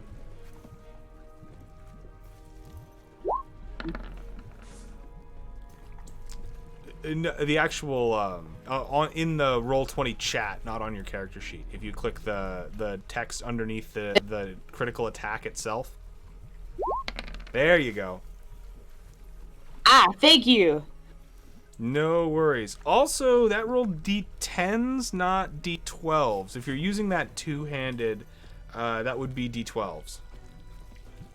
It says D10 on here. Is that supposed to be Am I different? It says 1d10 plus 2. Yeah, you're thinking of a great axe. Oh, great axes. Sorry. No, that is correct. That Okay. No, you're fine. But did Okay. you add smite? That the Wrathful Smite I have, it costs an action, so I didn't do it. Is that just a regular thing? A feature of paladins to smite, yes. Okay, I'm sorry. I've never really played a paladin before. Okay. Perfectly all right. Where is that then? Is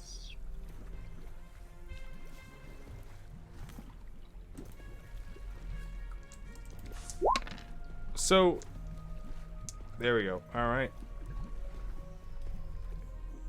When you use smite, you usually are then you're burning spell slots of an equivalent level.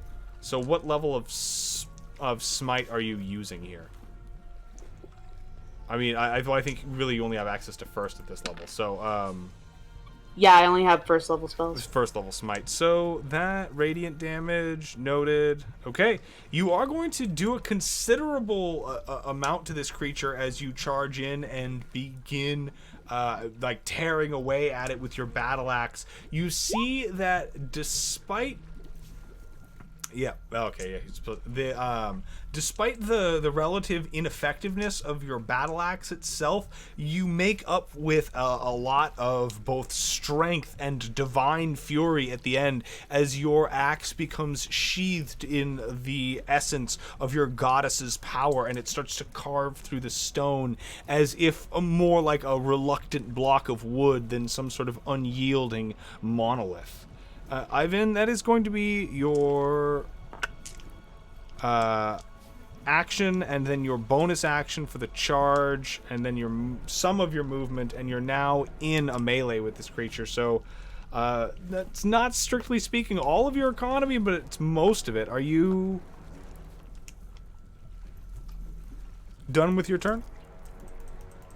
I'm sorry. You glitched out. Could you repeat that? Oh, I was just asking if you were done with your turn. If I can, I would like to attack again. But if I can't, then yeah, I'm done with my turn. Unfortunately, I don't believe you have 2 attacks yet, do you? Or, It's the 5th level, but I like your initiative. Yeah, I was gonna say. Okay. Unless I missed something about. I know paladins are good, but I didn't think they were that good. I didn't know if since it was a bonus action, like since the charging and the melee was a bonus action, I didn't know if I still had a regular. Yeah. I believe that. Let me double check on that before I. Use it to make one. When you use an action to dash. So it's in a lot of ways like it would have accomplished the same thing. So yeah, your economy is pretty much done at that point. Okay, yeah, then I'm done my turn. So from there we go to Jasir. Jasir, our dragonborn cleric. What are you doing? I'm gonna use my bonus action. I'm gonna move the spiritual weapon here. Yeah, and I'm gonna attack with it. Go ahead and roll. Oh, sorry. I was gonna do something else first. Is that too late? Oh no, I mean that's fine. Okay, I'm gonna use my action to cast Bless.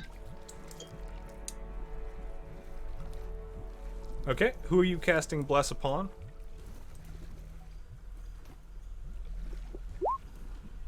So that's going to be, I'm going to cast it on myself and then the other two people in range. So it's going to be Detlin and Ash. Okay, Detlin.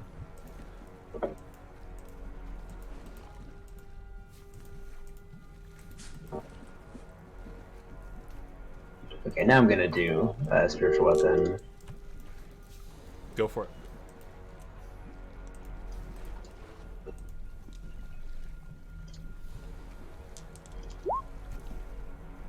That'll hit.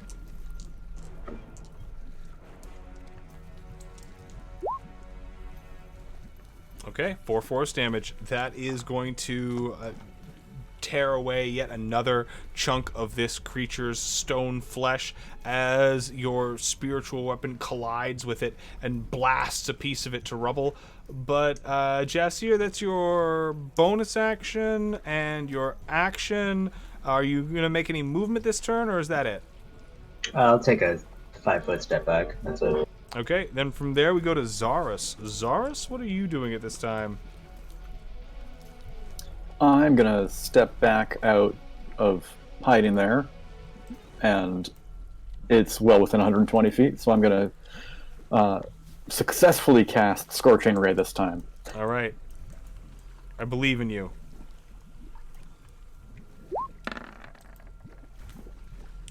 Two of those are successful. There we go. Okay. All right. Well done. As you are going to be able to, this time, now that it is distracted by your companion, pelted in the back with these lances of arcane fire that cause earth and soil to fall from it as the creature kind of shakes, and you can see the gouts of flame begin to work their way in through the now forming cracks in its stone armor. Zaris, that is your action. Is there anything else you'd like to do with your turn? Where was that? Yeah, that lever was right behind me. It is. Not yes. going to do anything. Yeah, I'm not going to do anything. I'm just going to step back down into the little bedroom area again. Got it. From there, we go to the guard that did not necessarily fail his morale check. And seeing the paladin charge forward is going to join them, hopefully in an attempt to maybe push this creature back, but they are not going to do well in their attack roll, so that guard is going to be, that's going to be the end of their turn. And from there, we go now to the elemental itself.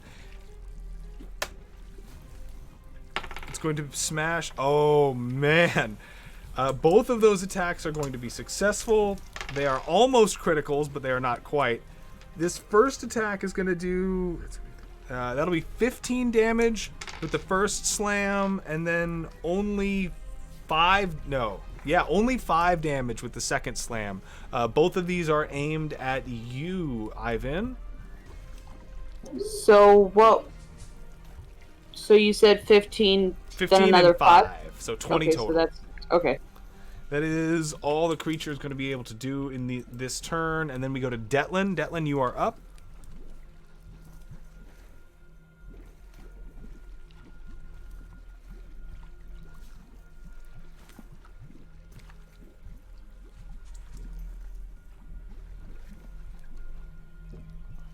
You're talking, but I don't think you're Oh pushing. yeah, push to talk, by the way. Gonna step up there, use the 10-foot reach, and try to dig the glaive in and carve a little piece of stone out. Okay, go for it. That'll hit. Roll damage. Better than last time, as I'll take that off the top. It looks like this thing is starting to, wither. The assault from all sides by the players, not something that this creature was necessarily made to withstand, especially now that magic has been brought into play. Detlin, that's some of your movement and your attack. Anything else for your turn? Nope, we're done. Okay. From there, we go to Ash. Ash, you are up. Okay, so from my little hiding spot over here again, I'm knocking another poison arrow, and hopefully going to surprise this guy, but we'll see. But at least my guy's close enough to have advantage. Yes, absolutely. Sneak attack. Yeah, your sneak attack will apply.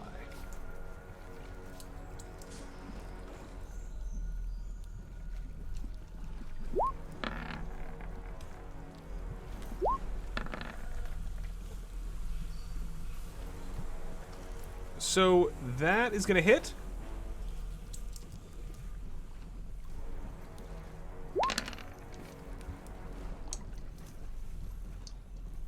All right, 4 and 6. All right, the short bow is going to manage to drive another arrow shaft into this creature. It lets out a roar in response, but you're not sure whether or not this thing is actually feeling the effects of that poison, or it's merely just frustrated that it can't get to you at this moment to give you payback for that frustrating little sliver that has been driven into its chest. Ash, that is just your attack. Is there anything else you want to do with your turn? I would like to, as he continues, I would like to remaneuver over to here, but I'd like to do it as stealthily as possible. As he is advancing, I'd like to see if I can hide over here. Okay, go ahead and give me a stealth check.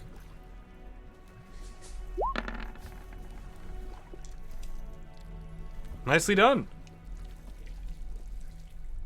It seems like whether or not this creature for the time being sees you, it certainly is unaware of you, as it proceeds to attack your companions with little to no regard as you slip past them and try and take a perch in this corner.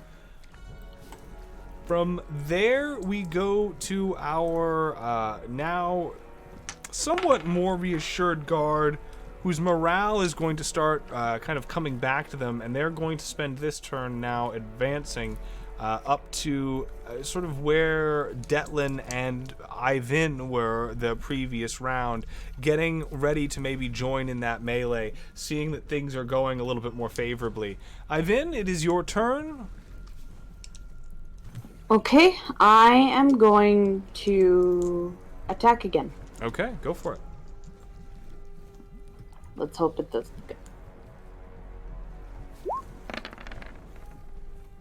That will hit.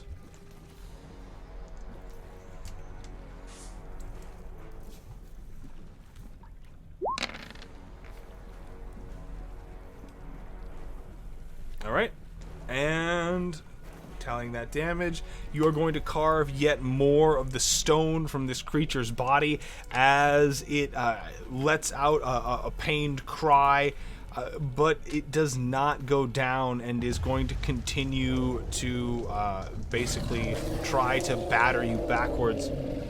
Ivan, are you doing anything else with your turn? That was a full action, right? Yeah, that was a full action. Okay, then no. All right, from there we go to Jasir. Jasir? Alright, I'm gonna once again use my spiritual weapon. Go for it. That will hit. Excellent. See if that... 9 damage. Okay. And then I'm gonna cast Guiding Bolt. Mm-hmm.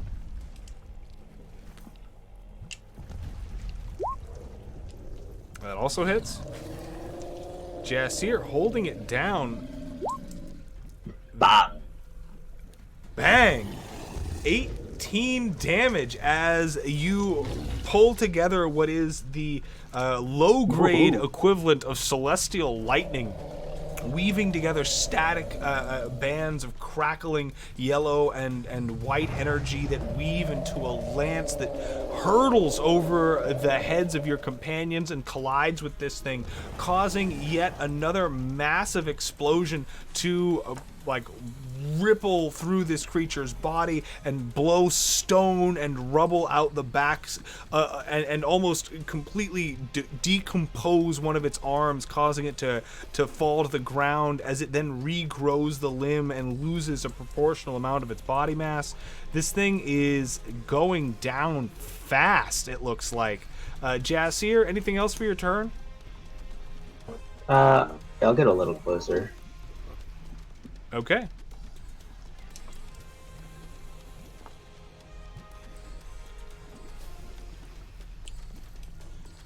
And after that, we go to Zaris. Zaris, you are up. I will again go back to that scorching ray that has been improving each time I've used it. All right. Let's see if you can get 3 out of 3 this time. Go ahead and roll.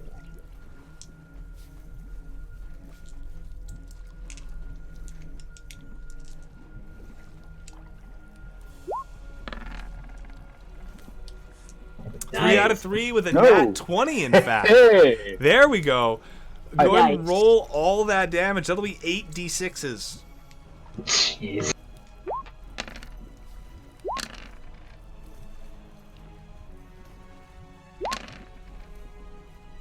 Oof.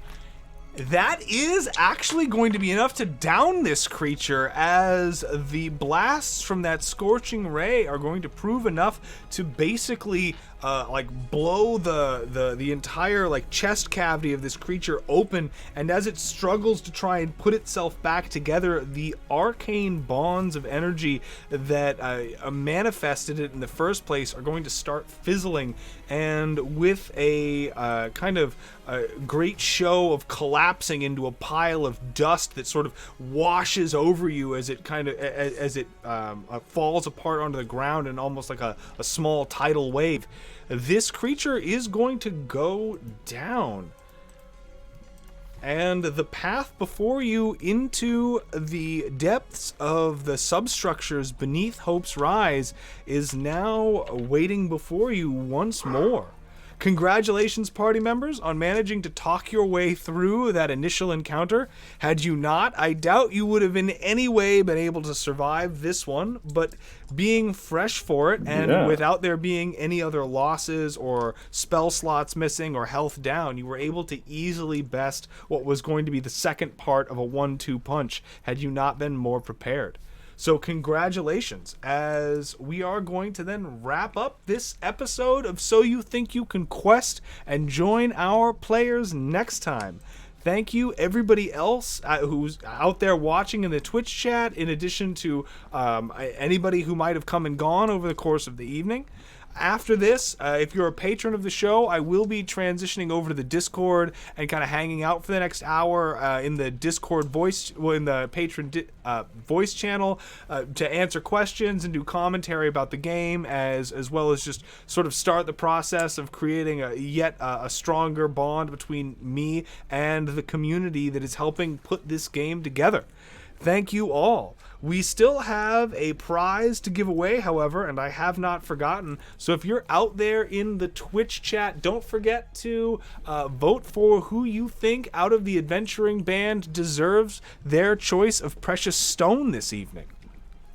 And of course, if you cannot come to a consensus, I may just hand one out based on my own arbitrary reasoning.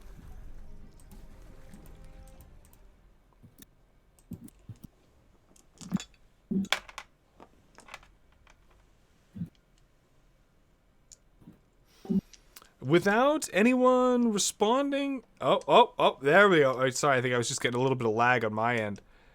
Hey. All right. With that, it looks like the only vote I've seen is for Zaris. And Zaris, I know that I believe you have yet to win a stone as it is, and you did certainly destroy that monster with a crushing critical blow there at the end. So I think that at this time, you are going to be our daily winner. You can choose between the Rhodonite Axehead and the Willow Creek Jasper. Which one of these would you prefer? That Rhodonite has been looking good week after week. But I think I'm going to go for the Jasper. Okay, all right. I mean, I love that Rhodonite Axehead. I'm surprised it's lasted as long as it has.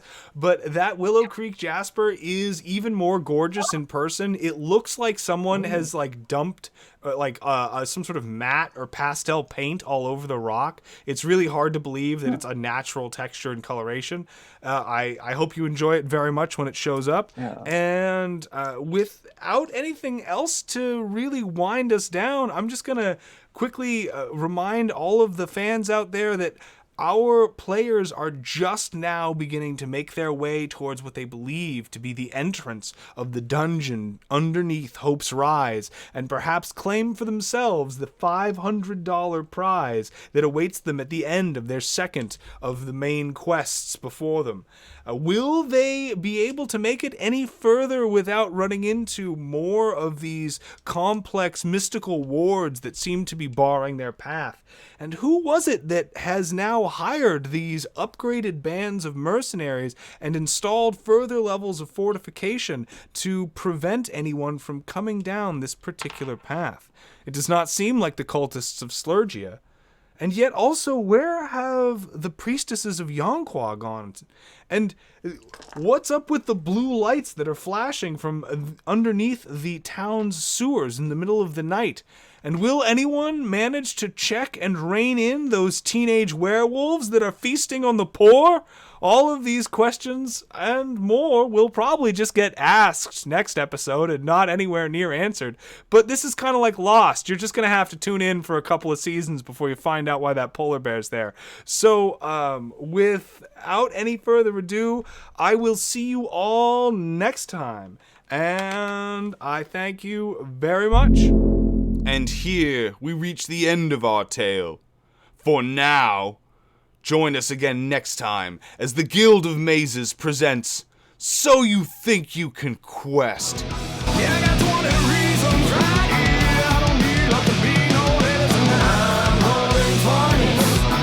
I'm holding 20s. Had a dragon leash, try to break my stride. So I chose to war axe right between his eyes.